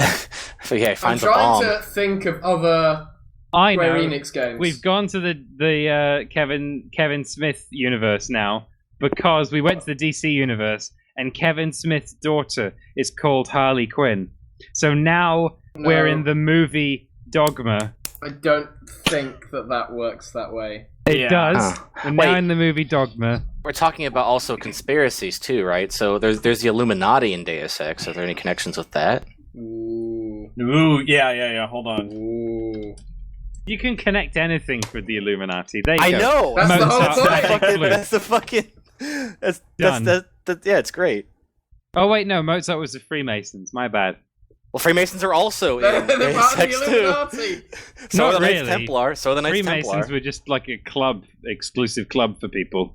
But they're also like the Knights Templar too are also. Well, wait a minute. Deus Ex. I mean, no, but like the Knights Templar are also in Assassin's Creed. Let's not go through Assassin's Creed.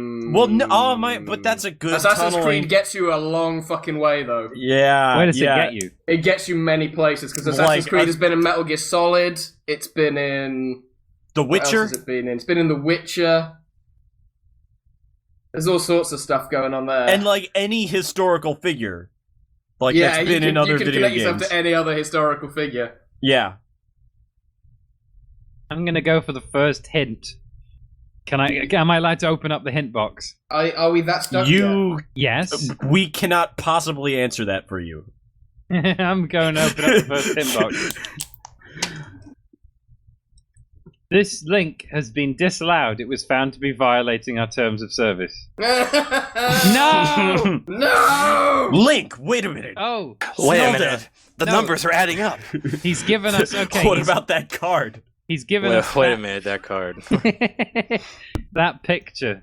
A companion cube. In which game? What That looks like game it's in is that? Fallout. That was in... Well... I don't recognise what game that is. Well... is it the companion cube itself that we're looking at? Because that looks like some kind of source mod of some kind. But maybe. Is it just the companion cube in general from Portal?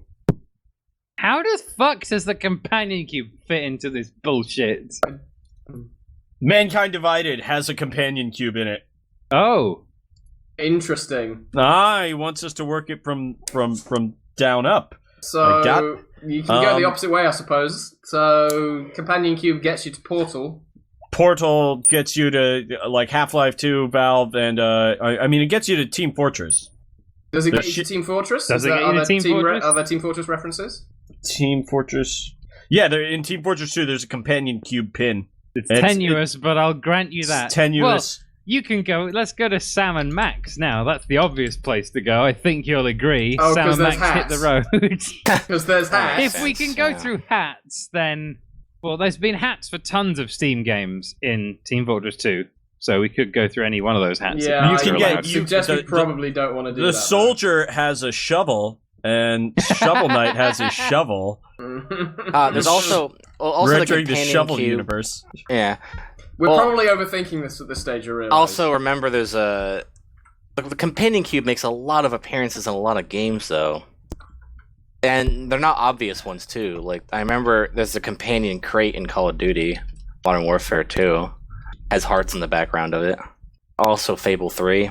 Oh. There's also a mention of a cake in that, too. If we can get to Final Fantasy... Did we get to Final Fantasy earlier?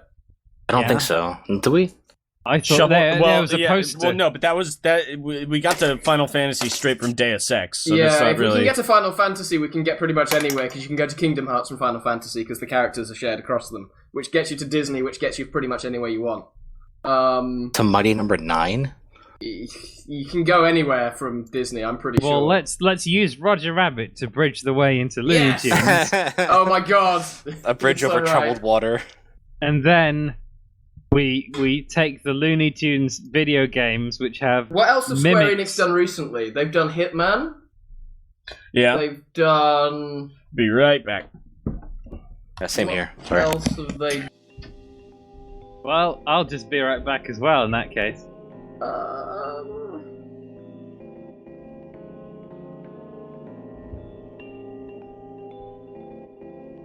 Who's left?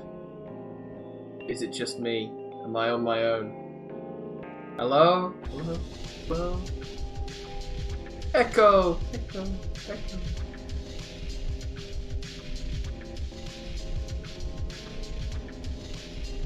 God, I hate these fucking people, especially you cats. Hope you have to listen to this as you fucking edit. Okay, so while I was taking a piss, I got from Mighty Number 9 to Islam. I don't exactly remember how, but I think we can use this. Because, I mean, actually, you could go to Christianity as well. Are we allowed to research when we do things God like this? is a character in most games. You're done. Can we see the answer now? Is there at any point in Left 4 Dead a companion cube? Or is there any link in with Portal / Half-Life? Oh, there's gotta be, thinking about it, hasn't According to this, possibly, I'm now going to have a look at this before I say it. Right, Square Enix released an arcade in Japan, an arcade machine of Left 4 Dead. Jesus Christ. There was a whistle there. Was that a vape? Yeah, I'm it's guessing helping me that's a vape. quit smoking. We get it, you vape. It's helping. I I was turning away from the mic and everything. It's helping me quit smoking. Like I love that vaping is now a personal shame. I'm so sorry, I vape. So, Mike, there is a Japan-only arcade machine of Left 4 Dead. Then it's done by Square Enix. Can I forfeit? You're just dying here, aren't you? I am. I'm in trouble. I got to God. Where else can I go? I mean, God created everything, so there you go. Yeah. Can't prove that, atheists. Speaking of which, anybody want to be the editor for my script? No thanks. what script? The one we're using right now? No, different script. It's a feature-length movie about a gang of inept mobsters who attempt to assassinate Archduke Ferdinand. That would be a good subject for a comedy movie, I think. I know, like put Jack Black in that shit. Jack Black Hand. I'd watch the shit out of that. It's been what people, I think numerous people have tried to pitch this, but I think I think there'd be more than a few salty people when it comes to a comedy about the beginning of World War One. Come on, it was ages ago. Besides, World War One only really happened because people wanted a war. People were like, "Oh man, I can't wait for that war to start. Wouldn't it be great if we just had a good old war in Europe?" Yeah, I love it. Thank you, history class. God, I'm such a fucking. This thing makes me feel like such a fucking Luddite. I'm posting the answer because I am fucking. I want to see. I'm looking at some trailers for. Post the answer. So, did you manage it? Did my cryptic clues help you out? Let's see. I'm sure there's lots of different ways to solve this one, but here's some I came up with. Beck is a playable character in Mighty Gunvolt, a Mighty Number 9 Azure Striker Gunvolt and Gal Gun crossover game. Shovel Knight can be fought as an optional boss in Azure Striker Gunvolt 2 if the Shovel Knight amiibo is used. Kratos is a PlayStation specific boss in Shovel Knight. Kratos is also a playable character in Soul Calibur Broken Destiny on the PSP. Link from The Legend of Zelda interacts with many of the Soul Calibur cast in the GameCube version of Soul Calibur 2 and can also race against various characters from the Super Mario Bros. Series in Mario Kart 8. Those same Mario characters can take on many characters from the Sonic the Hedgehog series in Sonic and Mario at the Olympic Games. A box containing the game Knuckles and Knuckles and Knuckles can be found in one of the buildings in Deus Ex Mankind Divided and perused by Adam Jensen himself. So like I said, there's a few other ways to do it. So there is a portal Easter egg in Mankind Divided in the form of a companion This was cube. written late enough that Mankind Divided specific stuff was there. From Beck to Azure Striker Gunvolt again.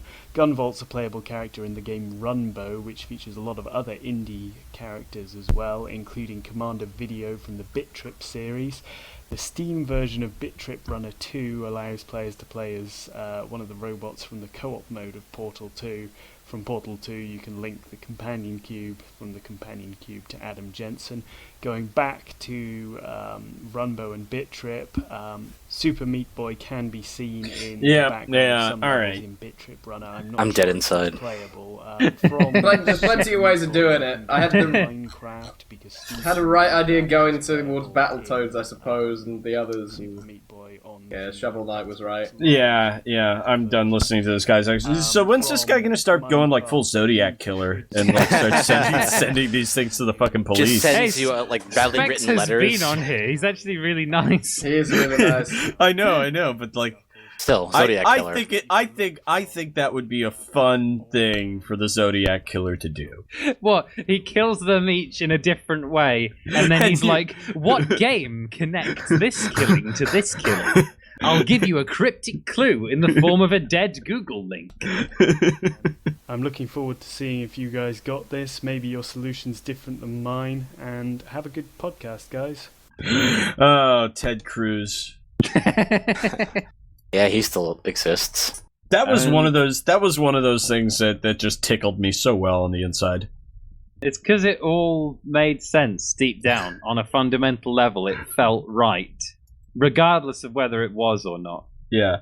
Especially, since his dad helped kill John F. Kennedy. One of my friends used to brag about how his uncle was a serial killer. I always found that weird.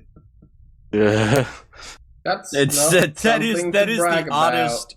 That's the oddest "my dad works at Nintendo" line. Well, my dad's a serial killer. My dad could totally kill your dad. Yeah, you see that guy who died the other week? Yeah, my dad. as someone's chainsawing in the background. Oh, my dad. I guess I gotta go push to talk. Do we have anything else that we normally do on these podcasts? Sometimes we talk about video games. Oh, well, on that note, I got pasta. Nice. Yeah, got me some good Italian sausage. Does anyone have any video games they want to talk about? Well, we're going to talk about Metroid. We're going to talk about Metroid. Metroid? Metroid is a pretty neat game. It is a pretty neat game. I only played Super Metroid. Great game. I played Super Metroid like a little bit when I was like younger, but I played the shit out of the original Metroid. Both good games, fairly.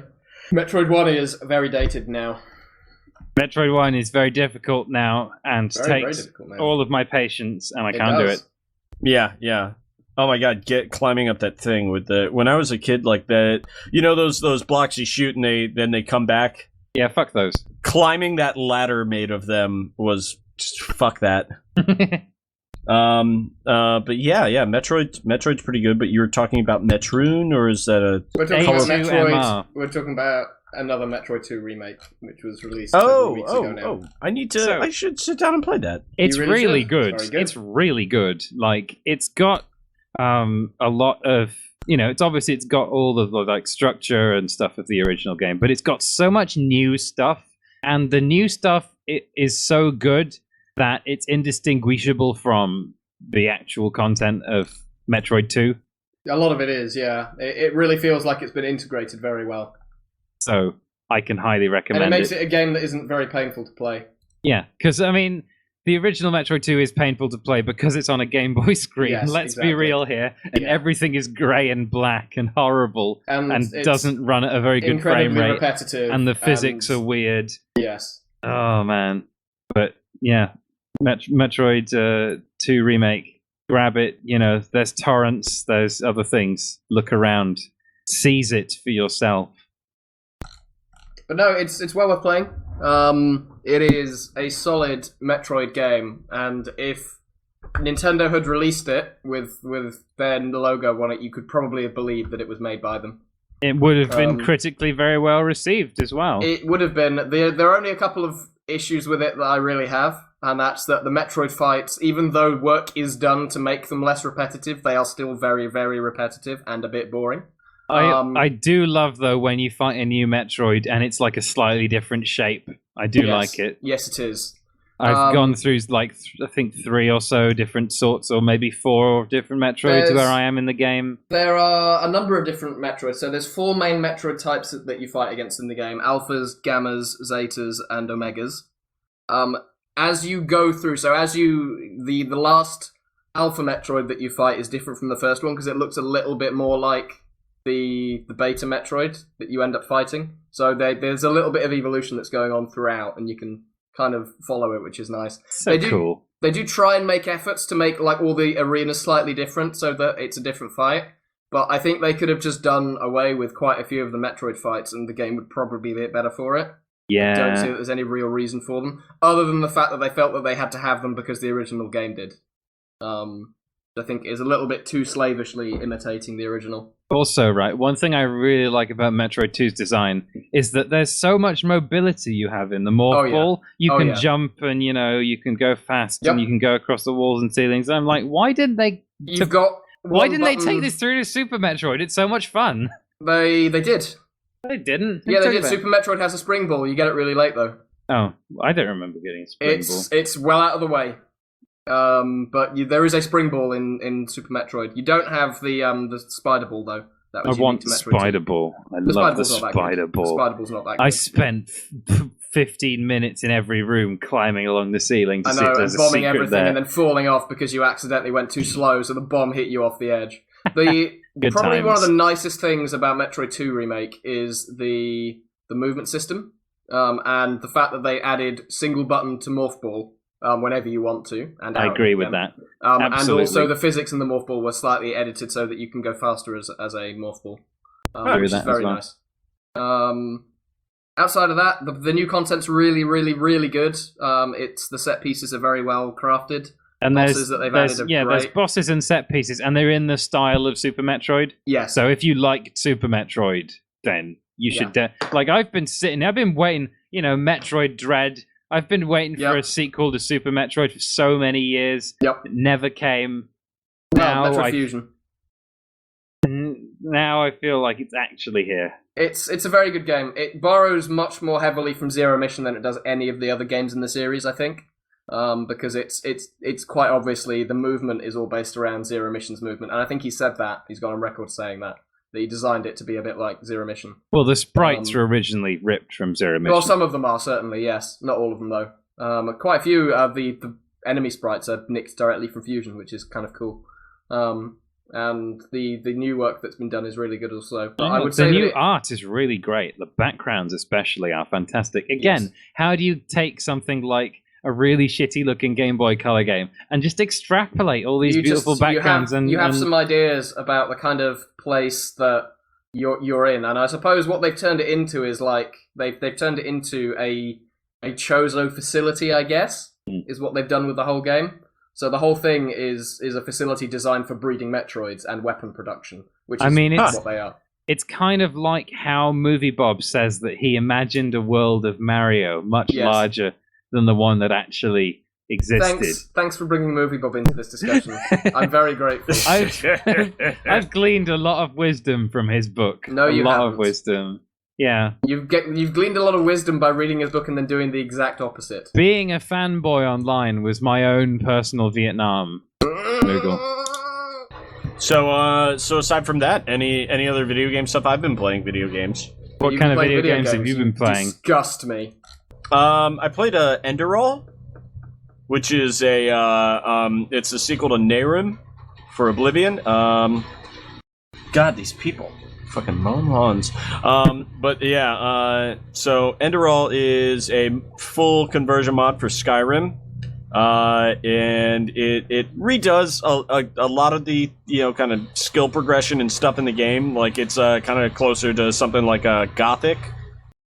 Where you get skill books and stuff, and you have to dedicate any portion of like your loot income to getting skill books so you can level up in those. The story is excellent. It absolutely blows Skyrim out of the water. It takes place in its own kind of fictional fantasy setting, but very good. Just from the get go. Strong characters, just really strong writing in general. which is and even in terms of like the dialogue, which is pretty interesting because it's translated from German, but it's fully voice acted in both German and English. But yeah, very, very good. If you own Skyrim, I would recommend downloading Enderal. One of the big cons is it's still Skyrim gameplay. Yeah, this is the thing that I would not want to do anymore. Yeah. No, there's some they throw some nice twists on there with like talents and active abilities, like depending on how you progress. But it's still very much Skyrim gameplay. Let's see. God, these motherfucking mowing my lawn. Yeah, really, really great story. Actually, decently stabbing into some philosophical themes. Kind of like determinism, class struggle, all that kind of shit. Class struggle, you say? Class struggle. But yeah, no, very, very smart game from some smart Germans. That, and I've been diving into the grand strategy hole. Yes, we've noticed. It's great and it's terrifying. If anyone is interested in doing that, I would recommend Stellaris as the most approachable and like easy to understand one of them. And it's also, I mean, ever since it got patched, Stellaris is actually a pretty good game now. But yeah, Victoria 2 is kind of the big heart of it. Victoria 2 is so popular that ISIS, when they made a map of what their supposed caliphate would look like, used the map from Victoria 2. Thanks for that. What about you guys? Well, Sonic Generations is shit. It is shit. The physics are bad. End of story. I can tell the physics are bad because you start walking, and for about 5 seconds, you move like an old lady who's like due to have a hip replaced or whatever. And then suddenly you begin to dash forward so fast that you literally can't see what's in front of you. It's great. That's the physics of Sonic Generations. How do you fuck up like that? I don't understand. I mean, no, because like the whole idea of Sonic is how free and nice the movement feels. Like how you get a sense of speed, but also maneuverability. Like that's the point of Sonic. Moogle, you told me Sonic Generations was good. It is. You lied to me. People lied to me for years. It's actually a pretty decent Sonic game. You lied! So he bought the game for me and now he's forcing me to play it like a sort of Mystery Science Theater type thing. I can make you suffer as well, Cats. I can make you suffer as well. Why can't I have my own sassy robots? Well, you're not allowed them. You guys want to hear the new Harry Potter becomes a communist? That's where the class struggle thing comes in. Yeah, a lot of the themes of this podcast have been building towards Harry Potter becomes a communist. Before we do that, I will say that something I have noticed ever since I started doing these grand strategy games, like the online presence of them, like there are a lot of like socialist, communists, like other twists on Marxists who love these games. Is it because Marxism works in them? Well, yeah. It's also because like in Victoria 2, especially because it's you're in 1836, like anarcho-liberals happen, or what Americans would call anarcho-capitalists. Like there's when they start out, like when they become a faction, they're like always the first to rebel, and nobody wants them in their government. They suck at running factories. A planned economy is great when you're in real time with pause because you can actually take the time to plan it. Lot of reds, and obviously then there's the kind of fascist role players, but that's everywhere. Yeah, I guess fascism is literally everywhere now. Oh no, there's just people want to get down on that Nazi chic. Well, let's bookend this with Harry Potter becomes a communist, because I've totally run out of energy. Help. We ran out. I couldn't finish writing the script now, so this is all improv again. Oh, damn. All right, but yes, Cats. By the way, I will review your script. Oh my God! Don't do it to yourself. Yes, you must. You must. It has a cat. The main character's name is Don Piano. That's what kind of level we're at. Yes. All right. Also, can I do music?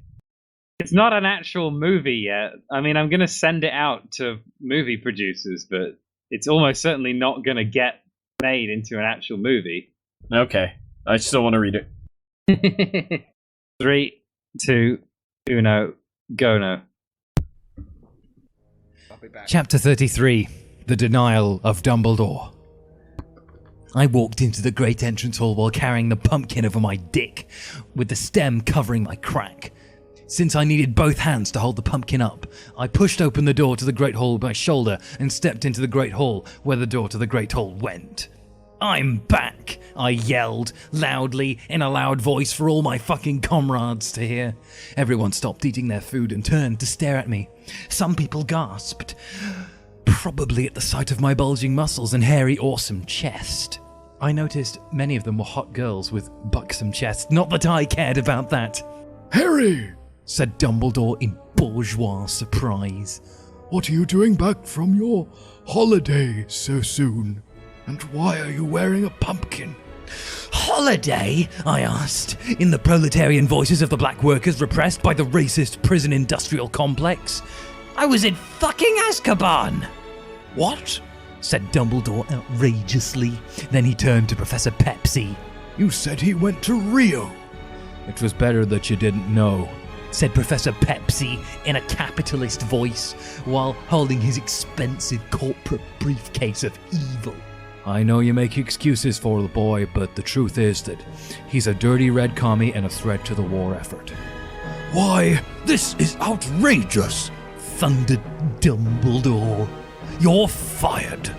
"You can't fire me," laughed Professor Pepsi in the voice of corporate greed. "Without me, Hogwarts won't have any funding, and you'll have to close the school. You're in the hands of the big capitalists now, and you'll have to do what we tell you." "Oh well, I guess that didn't work," laughed Dumbledore annoyingly. By the way, there's still nothing wrong with libertarianism, in case anyone was getting that idea for some reason. Anyway, Professor Pepsi will stay, and I'll talk to Mr. Scrimgeour to clear up this whole misunderstanding. "Misunderstanding?" I yelled in a revolutionary voice of the comradely proletariat, whilst holding the pumpkin over my wiener. "I was in fucking Azkaban with the fucking Dementors and the fucking shit." "Don't worry, I'm sure your name will be cleared once I explain how this misunderstanding happened." Nice voice. "It was not a fucking misunderstanding, you fucking corporate shill exploiting us," I explained gloriously at the fucking war criminal Dumbledore in a justified way. Chapter 34. The Wrong Trousers. Author's note. How can you call Harry heteronormative, Comrade M, when he's never distracted by hot girls' appearance and teats them only like fellow comradely proletarians in a revolutionary sturgle? "So, why are you wearing that pumpkin?" asked Hermione in a petit bourgeois way. "Good lord, are you naked under that thing?" Some people gasped, with a few sexy girls doing it in a romantic voice of interest. This didn't excite my penis, because I was too busy thinking about the revolutionary struggle of the starving proletariat in far-right capitalist Sweden. "Yes," I yelled back, in the voice of the revolution. "I had to give up all my bourgeois clothes to escape from fucking Azkaban." "Why would giving up clothes allow you to escape from Azkaban?" asked Hermione, while sitting like Rapunzel in the ivory bourgeois tower of the fucking liberal establishment. "If it were that easy, I think more people would have escaped by now." "Maybe they cared too much about their fucking bourgeois modesty," I said progressively while holding the pumpkin over my genitals and butt crack. "Maybe I was the first person they threw in there who had to escape for a fucking greater cause, and did, for the fucking people of the working class proletariat who are poor because of fucking capitalism." "It's not an issue of how much you want it," said Hermione, obviously unable to comprehend the overwhelming revolutionary power of the People's Revolution for the people. It makes no sense that stripping naked is a way to escape Azkaban. Surely anyone can see how ridiculous that is. I laughed loudly at her fucking bourgeois narrow-mindedness while still holding the pumpkin with both hands, which wasn't tiring to me because of my strong muscles. Regardless, said Professor McGonagall racistly, I think we can all agree that Mr. Potter needs to put some clothes on. At least a pair of trousers. I'll give him mine, said Ron comradely, and started to undo his working belt. No, comrade. You are a proletarian, I explained to him socialistically. I will not extract capital from the working classes. If I am to be given trousers, they must be taken from the fucking bourgeois class of the 1% capitalism. That's redistribution of wealth, gasped Professor Pepsi in a corporate voice. Yes, it fucking is, I yelled rebelliously at the enemy of the fucking people. Oh, honestly, I don't care, snapped Professor McGonagall, blatantly exposing her white supremacist views. Mr. Potter, just take trousers from whomever you deem fit. Chapter 35. Harry accepts trousers for the people. Author's note. If you didn't spend last month calling 4D racist white cops in Ferguson to be violently killed and then tortured, you're a fucking fascist. Vote Sam Webb for Mike Brown. I am not a fucking sexist. It's just like people with false consciousness to care more about the concerns of the fucking middle-class white women than the revolutionary struggle of the fucking proletariat, including all the women who aren't rich and drinking tea every day.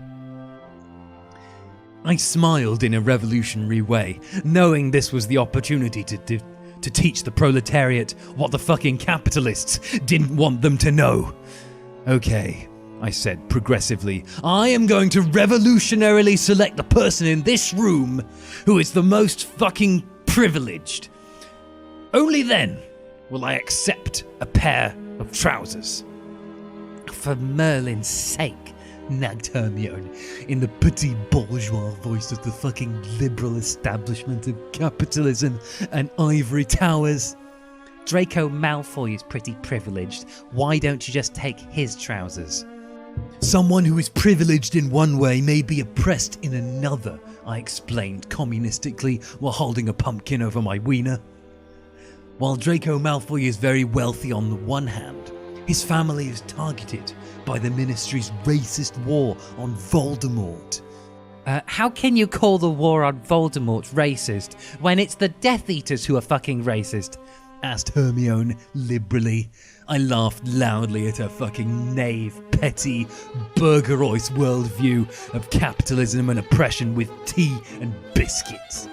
You think the fucking bourgeois ministry really cares about fucking racism? I asked in a working man's voice of socialist revolution. That's just fucking war propaganda. They only care about fucking war profits for the military-industrial complex of fucking war. A better choice would be Donald Verizon. You can't target a white boy, lied Professor Pepsi in the voice of pure greed and capitalism. White males are the most oppressed group of all because I actually believe that reverse racism is real.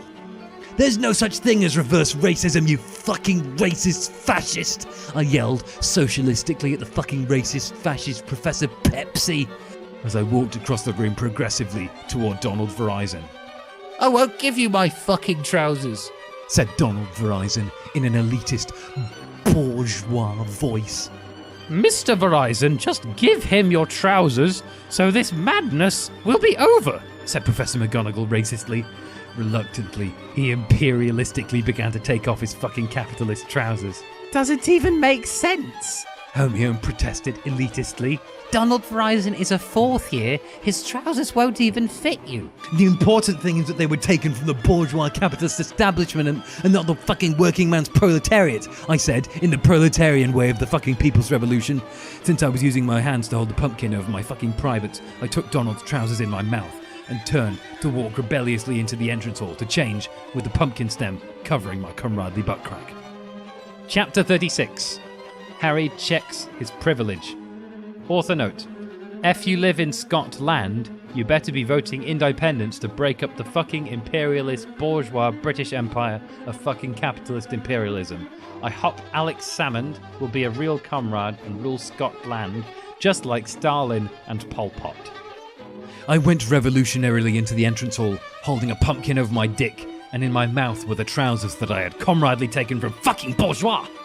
I was about to socialistically change into the trousers when I heard an amazing, feminine voice behind me. "Hello, Harry," it said. I turned around progressively and saw Luna Lovegood had followed me into the entrance hall in a working-class way. She was standing there with her enticing female body and awesome boobies, but I didn't stare at them or objectify her, because I wasn't some kind of fucking sexist creep. "Luna!" said I, in surprise, causing the trousers to fall out of my mouth. Then the pumpkin slipped out of my hands and broke on the ground. "I just wanted to say that it's nice to have you back, comrade," said Luna progressively as I went down to get the trousers. The experience made me appreciate what it was like for all the proletarian child labourers who had told me to get on the floor naked by the Western capitalists exploiting their country. "I hope my penis isn't triggering to you," I said in a voice of feminist concern as I sat on the floor proletarianly and began to pull on the fucking trousers. Unlike sexists, I don't deny fucking rape culture, but then you should realise that bourgeois modesty is nothing but a fucking social construct that enslaves us all. I was very conscious of my fucking white male privilege, but was careful not to draw attention to how effortlessly I dealt with it. I knew this made me incredibly progressive, but I didn't even think about that due to my incredible proletarian humility of the fucking 99%.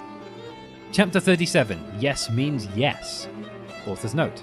This chapter is dedicated to the new law in California against the rape. I hope someday rape will be outlawed in the other 49 states. Vote Sam Webb for more progressive progress. Let's start the revolution from the top like Comrade Lenin did. Long live fucking Lennon. "Of course not, comrade," said Luna as I struggled to pull up my trousers. "Only a prudish bourgeois elite could be so concerned with the proletarian nudity of the human body in its natural state of nakedness with no clothes on." I smiled comradely that she understood so well. I stood up and jumped up and down to try and get my legs to go into the fucking trousers, which are far too small for me, but that was a small sacrifice to be sticking to the capitalist establishment of fucking imperialism in third world countries of proletarians being exploited by bourgeois capitalist imperialism. "I can help you if you want," Luna added, in the beautiful feminine voice of the female proletariat. I could tell she was incredibly turned on at the sight of my manly chest with hair on it, and my wang bouncing up and down proletarianly as I jumped to fit into the trousers of the bourgeois. But I knew she wasn't asking for it because I progressively taught myself not to rape. "Okay," said I, and she came forward comradely in a socialist way of the working class. Luna got down on the floor in front of me, giving me a look down her blouse at her cleavage, but I didn't pay any attention to that because I recognised that there was nothing inherently sexual about juicy female tits. She took hold of my genitals and began trying to stuff them into my capitalist trousers. Of course, I focused single-mindedly on the revolutionary task at hand and paid no attention to how her dainty feminine hands were gripping my male organ of the people. She jacked me off and I cummed all over her face, but I made sure to ask her for a consent before becoming erect. Finally, we got my penis and balls into the fucking trousers and I closed them shut. I took out my wand and made the cum on Luna's face disappear with fucking magic. I smiled at Luna in a comradely, non-sexual way and took her hand in a working class manner. Then we walked back into the fucking bourgeois capitalist great hall together. Many incredibly sexy girls were staring at my bare chest, but I barely noticed because I was only thinking about redistributing the wealth of the capitalist and giving it to all the fucking orphans with no parents. "I think maybe Harry should put on a shirt," said Hermione liberally. "No! No!" shouted Professor McGonagall racistly. "We've had enough of that!" Chapter 38, The Revisionists. Author's note. Happy fucking Imperialism Day. Christopher fucking Columbus was the real terrorist. He's not wrong. Vote Sam Webb for change, not Pres Obongo. Later that day, I walked into the Room of Requirement in order to progressively contribute to the fight for the workers' revolution of the worker man's proletariat with the other members of the Warsaw Pact. I was still wearing nothing but the trousers which I'd redistributed from the filthy bourgeois 1% of capitalist exploitation of the working class by the bourgeois capitalists of capitalism. Several arousing females with sensual bodies of feminine shapes were sharing at my manly chest of comradely hair, but I didn't pay any attention to that because the revolution was more important. Suddenly, I progressively noticed that the petit bourgeois intellectual Hermione and that stupid fucking anarchist Romilda were there. What the fuck are they doing here? I yelled outrageously in a working voice of the working class people. Oh, well, we've just made some changes to the Warsaw Pact while you were gone. Explain that fucking racist Trotskyite Dean. We now let anyone who says that they support social justice join. What? I shrieked in the voice of the true revolution of the people. Father Cowlin said he fucking supported social justice. Would you fucking let him join? For your information, it's actually worked out very well, said Hermione in a closed-minded liberal way. We've all come together to discuss issues of inequality and injustice from different viewpoints. We respect each other's opinions, even when we disagree, and we work together to decide on the best course of action for every situation. How fucking dare you, you petit bourgeois revisionist! I yelled righteously in a proletarian justified way. You've ruined the fucking revolution! Calm down, mate, said Ron ignorantly. Professor Pepsi's idea is actually working out great. Who would have guessed that the greedy capitalist seeking to enslave the working class in a racist way would be right about this one thing? I radically grabbed a red Soviet flag, except for the yellow where the hammer and tickle was, off the wall of the room we were in, and waved it gloriously while saying, "Comrades. Comrades, the revolution has been hijacked. All those who believe in what this flag stands for, join me and we'll expel every counter-revolutionary revisionist from our fucking room with the revolution for the working class proletariat against the imperialistic capitalism of the bourgeois imperialists."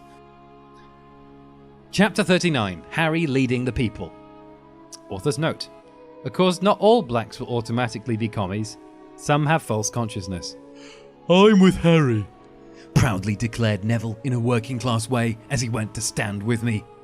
Declared Luna as she came over to me with Ginny and some other girls who were also very sexy like Luna and Ginny were, but I didn't care about that. No, don't be fooled, yelled Hermione desperately in a nag voice. Harry is a Stalinist and he actually hates the people. He has a cult of personality and is worse than the capitalists. I braved fucking Azkaban for you, the people, I yelled in a truly glorious revolutionary voice. The enemy tried to repress me, but I've returned to you, the people, in a communist way. Are you going to stand with me, or with the traitors to the fucking revolution? With you, shouted most of the Warsaw Pact progressively, and they started to come over to my side. Ron, Pavarotti, and Lavender came over socialistically to stand by me. All three were very hot, but I wasn't attracted to Ron. This had nothing to do with me being homophobic, as I was very accepting of gays and would be willing to try gay sex if I ever met the right guy to do it. Despite my attraction to Pavarotti and Lavender, I didn't pay attention to them in that way, because building the progressive revolution for the proletarian workers was the only thing that matters. "Harry won't give you any freedom!" shrieked Romilda Vane in a lying voice with her big, ugly mouth. "He'll just impose the rule of the red bureaucracy on you. The avant-garde party's a lie, and everything the anarchists said about Marxism-Leninism is actually true. Join me if you want the true freedom of the proletariat." Some of the more stupid people standing with me left to go over to stand with Romilda and the heirs of Bakunin. "Traitors!" I shouted comradely while pointing gloriously at the people leaving. "Traitors to the fucking people!" "Hey, Harry," said Dean, coming over to my side. He gave me a new Ushanka and I put it on communistically. I felt uncomfortable about having a fucking Trotskyite on my side, but I decided that we needed all the help we could get to drive out all the fucking liberals and anarchists polluting the revolution. Eventually, there were two big groups of people standing on opposite sides of the room of requirement. Most of the people had joined the true revolution and were standing rebelliously behind me, but there were still many with false consciousness who were standing behind the petit bourgeois counter-revolutionary Hermione. Romilda had her own group of people off to the side, standing in support of the larger group behind fucking Hermione. I raised up the hammer and sickle flag of my head gloriously. That, along with me being shirtless and barefoot and wearing a hat with revolutionaries behind me and a wand in my other hand, made me look exactly like the woman in that painting Liberty Leading the People. Most people thought that picture was just about the French Revolution, but I knew it was actually about the July Revolution of 1830 because I was so radically educated. Of course, the July Revolution was still a revolution of the fucking bourgeois and not the proletariat. Get out of our room! I yelled in a working voice, and we all charged in a glorious socialist way at the fucking revisionist traitors to the fucking working classes. Chapter 40. Harry saves the revolution for the people. We all ran at the fucking traitors to the revolution and started attacking them socialistically, beating them and using fucking magic. I pointed my wand at a group of elitist counter-revolutionaries and said, Serpent Sortia! A red snake with a rattle shaped like a hammer and sickle flew out of my wand in a progressive way and chased at 6 of the fucking traitors to the people. Oh, they screamed in the voices of people too scared to stand up to the bourgeois as they ran for the exit. But the snake bit that fucking revisionist traitor Justin Finch Fletchley before he could get out, and he collapsed in a justified way from the poison, and I laughed gloriously as the others tried to help him out in a cowardly bourgeois way. Then I turned with my masculine chest glistening proletariatly, which I didn't care about, and pointed my wand gloriously, glamorously at that fucking stupid anarchist Colin Creevy and said, Incendio, in a working voice. No! Screamed Colin with his false consciousness as his body was consumed by flames. I laughed revolutionarily as the fireball that was Colin ran for the exit like the fucking coward he was. You leave the members of my heirs of Bakunin alone, yelled Romilda Vane, challenging the legitimacy of the true People's Revolution of the people. That was a mistake. Defindo, I said, pointing my wand at her waist. Her skirt snapped and fell around her feet, exposing her hypocritical panties with the consumerist Disney characters on them, which contributes to capitalism. She clapped her hands over the treason between her legs and ran out of the room, but it was too late, and we all saw what a hypocritical communist she was, and we would never forget that fact, ever. I next turned my wand on Dennis Creevy, the last of Romilda's supporters left in the room, and said, Imperio! I commanded him to strip naked, do jumping jacks with all his privates on display for everyone, and sing about what a fucking stupid anarchist he was. All the members of the Warsaw Pact laughed rebelliously at him getting what he deserved. You're using dark magic, gasped Hermione in a narrow-minded voice, obviously unable to comprehend how dedicated I was to the cause of the proletarian revolution of the proletariat. I spun around gloriously in a working-class way and hit Hermione with a Sectum Serpa. The curse slashed comradely into her chest and cut her ugly breasts open and sent impure blood everywhere to water our furrows. If we had any furrows, then I used the Cruciator's curse on her for a bit. Everyone cheered at me heroically, defending the people's revolution of the proletarian working class against the all-powerful bourgeois establishment of fucking capitalism. Author's note. Harry has no fucking eternal misogyny. Zetville, I bet you live in a fucking mansion with a bunch of maids and you never think about feminism for them, lol. So, I, for one, feel incredibly educated. All right.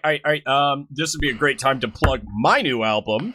Oh yeah. Yes. Here's the linky. Here's the linky do. That went online the day when I lost my internet connection for like a month. I need to get on this. That went online July 4th. July 4th. I like the one guy has flannel and he's dead, or just lying prostrate in front of. Yes, but communism. Get Jesus, my comrade. As soon as you can, it's free. This. Oh yeah, no, that's so that was ripped from like it's a friend of mine just redid a painting of John Brown. Don't tread on me.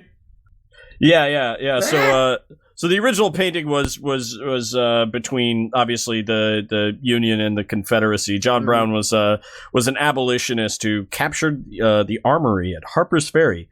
But before that, he also killed some people in Kansas. Yes. But they were former slave catchers, so you know.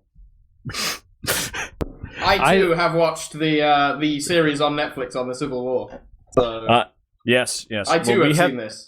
We have to live it here, especially nowadays when I think it was polled where some 30% of Trump supporters believed that the South should have won the Civil War and they would have preferred that. Right. But now in other news, water is red. Now I'm wishing that they would just Brexit. You could things that aren't Britain can't Brexit. Do you guys want them? They can. How about they Trexit? They and then they go. Yeah, Texit. no, Brexit is like Texit because Texas. Sorry, in its original pronunciation, Tejas is bigger than Britain, isn't it? It's way bigger than Britain. Yeah. Yeah, they could definitely go and secede in the same way Britain has, and go and.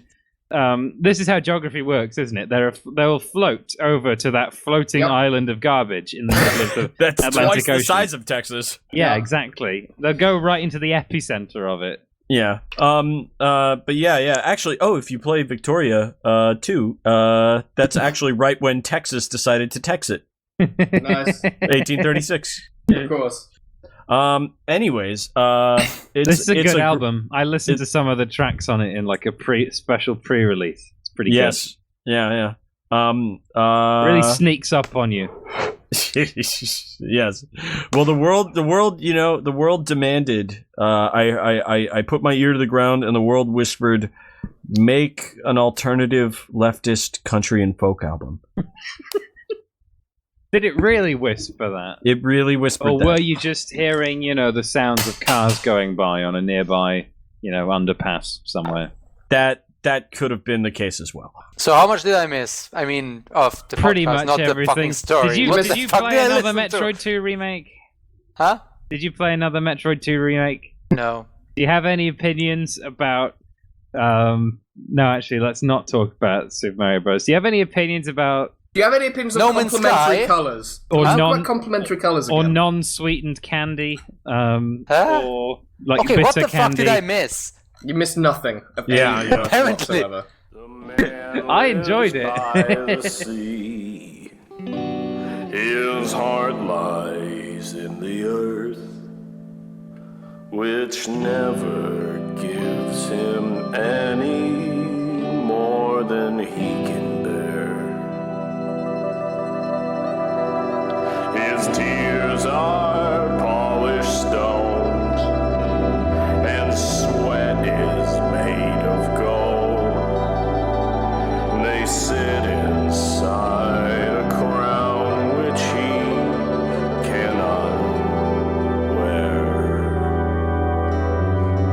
His prayers are never heard by any king of men, and unanswered by the king who isn't there.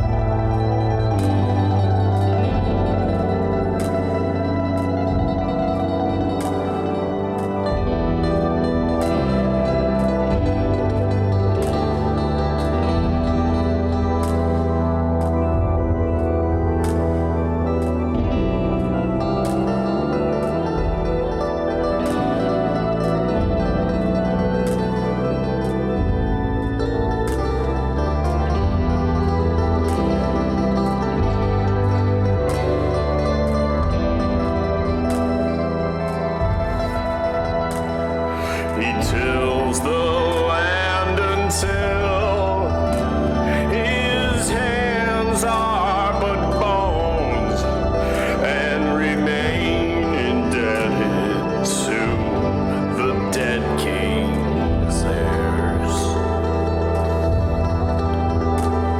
His soul is ground to dust and scattered on the wind, and in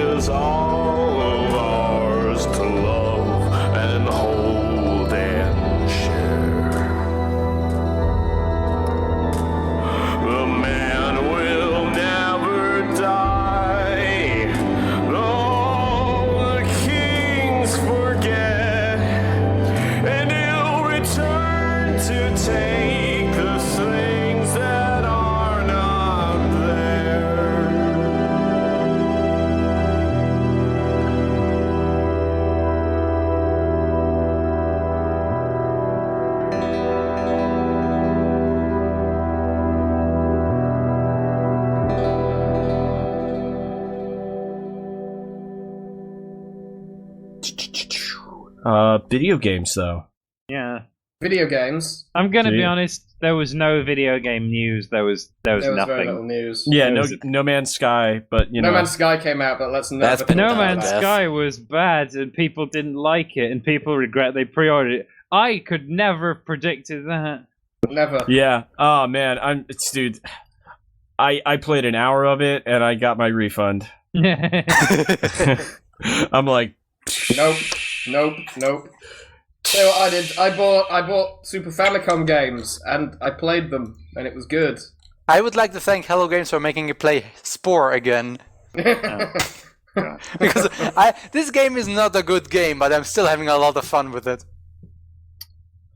Some of you might have seen, I played pretty much in one setting from cell phase to space phase, and if you count on the countless crashes, because Spore does not like Windows 8. Why? I have no idea. It just keeps crashing. No, but why Spore? Because the fucking No Man's Sky just reminded me how much fun you can have in the space phase of fucking Spore. The only thing I remember about Spore is that you have a little man on a buggy who you can order around, and what? You tell him to go somewhere, and he goes Skidyrvale. What? That's my entire Are we memory talking about the same Spore? What? Absolutely, Skidyrvale. No, we're not. We're clearly not. Yes, that is Spore. Definitely. Definitely not. No. Hey man, I played that game 8 on years what ago. console? 8 years ago on PC. 8 years ago. Oof. Oh my god! Yeah, it came out dude, 8 years ago. I have the Galactic Edition. Hey, remember when Robin Williams was there helping Will Wright shill that game? Oh god, yes. Stop it. No. I remember that. Yeah. So who do you think's gonna die next? Let's see. We've had Peter musicians. Attenborough. We had Peter the actor. We had Molyneux. musicians. We had. Did we have a comedian yet? Yeah, Gene we had Wilder, Robin but he was a Williams. We had comedic Gene Wilder actor. as well. I guess I didn't know him that much. Go watch Young Frankenstein. Or Blazing Saddles. Yeah. Is he Blazing Saddles? Yeah, Yeah. yes. Mm-hmm. He's the Waco kid. I'm gonna say Peter Molyneux. What? Peter Poor Molyneux? Peter. We talk about Poor tragic Peter. deaths. Is it just because he's expended his usefulness to the world? Yeah, no, like it's because he tanked fucking Lion's Head, and then he 22 cans is He drying didn't up. tank Why don't Lionhead. you just- He why left don't you- Lionhead and then it tanked. Yeah, it was Microsoft. That if you read, there's a really good Eurogamer article that goes There into is. why It's very, very Lionhead good. It's well worth imploded. reading. Yeah, And it's- what was Fable 3? I have no idea. No I one never played knows. Fable. It's Last time more I what checked, it Fable, was a program that you experienced. What is it? Fable Journeys ended up being. Yeah, it's Fable. It was basically because Microsoft meddled and wouldn't let Lionhead make what they want to make. Oh, gee whiz! No fucking surprises there. I don't think Peter Molyneux is going to die. I think he might comfortably retire. That's He what will I think. comfortably retire. Yes. Yeah. And he'll Speaking be of kind of sad because he can't make games anymore. Yep. speaking of Rare, the toy box got released. Oh yeah. Yes, it did. I played the toy box. It was very good. I Yeah, played it on is. stream. It's pretty fun, and I love that they put in. Hey, tell us what you think about this or this or this camera angle. Which one works best for you? And now, slightly better or slightly worse? And now, slightly better or slightly worse? But Yes. that's to be honest, that's what every game developer wishes they could do. I know, right? Putting the camera. now? I have fucking difficulty putting the camera in a fucking 2D game. I have no idea how you would do that shit in a 3D I game. went to the opticians the other day, and I'm now thoroughly reminded of it thanks to that. And now, how about now? Slightly better? Slightly worse? I am ever so slightly nearsighted. Like it only affects me when I'm driving on the highway. I can't quite read the signs to exits, but I can read I can read them when they're close enough that I could still merge onto that lane and get to the exit. Yeah, I mean, just as long as you swerve through 3 lanes of traffic without indicating. Well, if I know if my exit's coming up soon, I'm gonna be in the right lane. No. You want to be all the way away from the exit. That way you get the best approach angle onto the exit because it's like a straight line up and away. You just your car being in that lane is a sign to other cars that they need to get out of that lane. That's how I view it. I do wish them the best for their release, especially since Catsman is working for them. What? I linked you the video where one guy sounds exactly like you. Oh, does he? I want to see this. Hold Is up. his name David Mitchell? No, I haven't gotten any. I think so. From you. I don't remember who it is. Who's following me on Twitter? I've not gotten that link from you. Please send it to me. It's from the last year. It's from the reveal interview.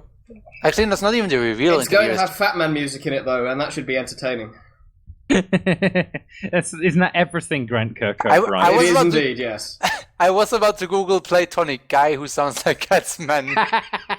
You'll find it like that. Doesn't work like that. Google's pretty good. I mean, if you give it random plot lines from a movie that you vaguely remember, it will give you the name of the movie. Yeah, like reliably. Yeah, I know, right? I think it's the guy that looks like my English teacher from high school. Google that instead. Yeah. Okay, there's the interview. Now let me find the perfect spot where it is. You realise one day that's exactly what Google's going to be, because Google's going to know about everything and everyone. Well, it's because they're going to have access to the inside of my brain. You're actually going to be able to reasonably say, what did the person who taught my friend look like when he was 18? And it will be able to tell you. Yeah. It's going to be fucking ridiculous. I'm gonna mute and deafen myself real quick so find the right spot. I'll be right back. The thing that he doesn't realise, of course, is that all people from the Midlands sound exactly like me. Right?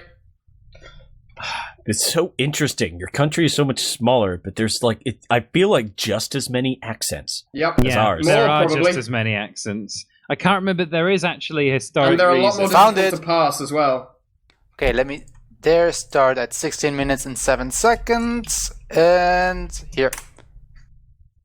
Wait, is it? I'm not sure. Is it that guy? I think it is that guy. That guy doesn't sound anything like me.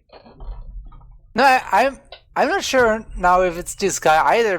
But I know there's one guy who sounds exactly like you. I thought he sounded exactly like me. That means if you hear him, you should know.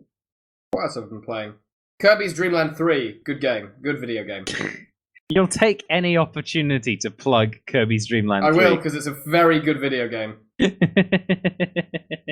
Have you played Kirby's Dream Land 3? I have. I don't think I can't remember if I finished it. I've played through a big chunk of it, definitely. It's wonderful. It's the one with the animal friends that transform and they change what abilities that you have in and they get ways. very, very grumpy if you don't pick them and pick someone else instead. And it has beautiful art. And it's hard to emulate, and you have a blob with you for some reason. I never understood that. You can choose to have Gooey with you, yes. He's stupid. I don't like him. He's stupid. You don't want Gooey. You want an animal friend. The question is, which animal friend? The hamster. I say the cat. The hamster. The cat that constantly stands on its back legs and kneads on you while it rolls you around. That's the one. That is good. Also, I think it's Kino. Is it Kino? I'm going to have to look up his name now. Kirby Animal Friends. This seems like it's devolving into nothing. It is. That's exactly what it's devolving into. Like every podcast. Should we just call it, snip over, goodbye? Kine. That's what it is. Bye. Yes, see ya. So long. It's not over yet. Yeah, it is. This is the ending credits are rolling now. No, I don't want it to end. Yes.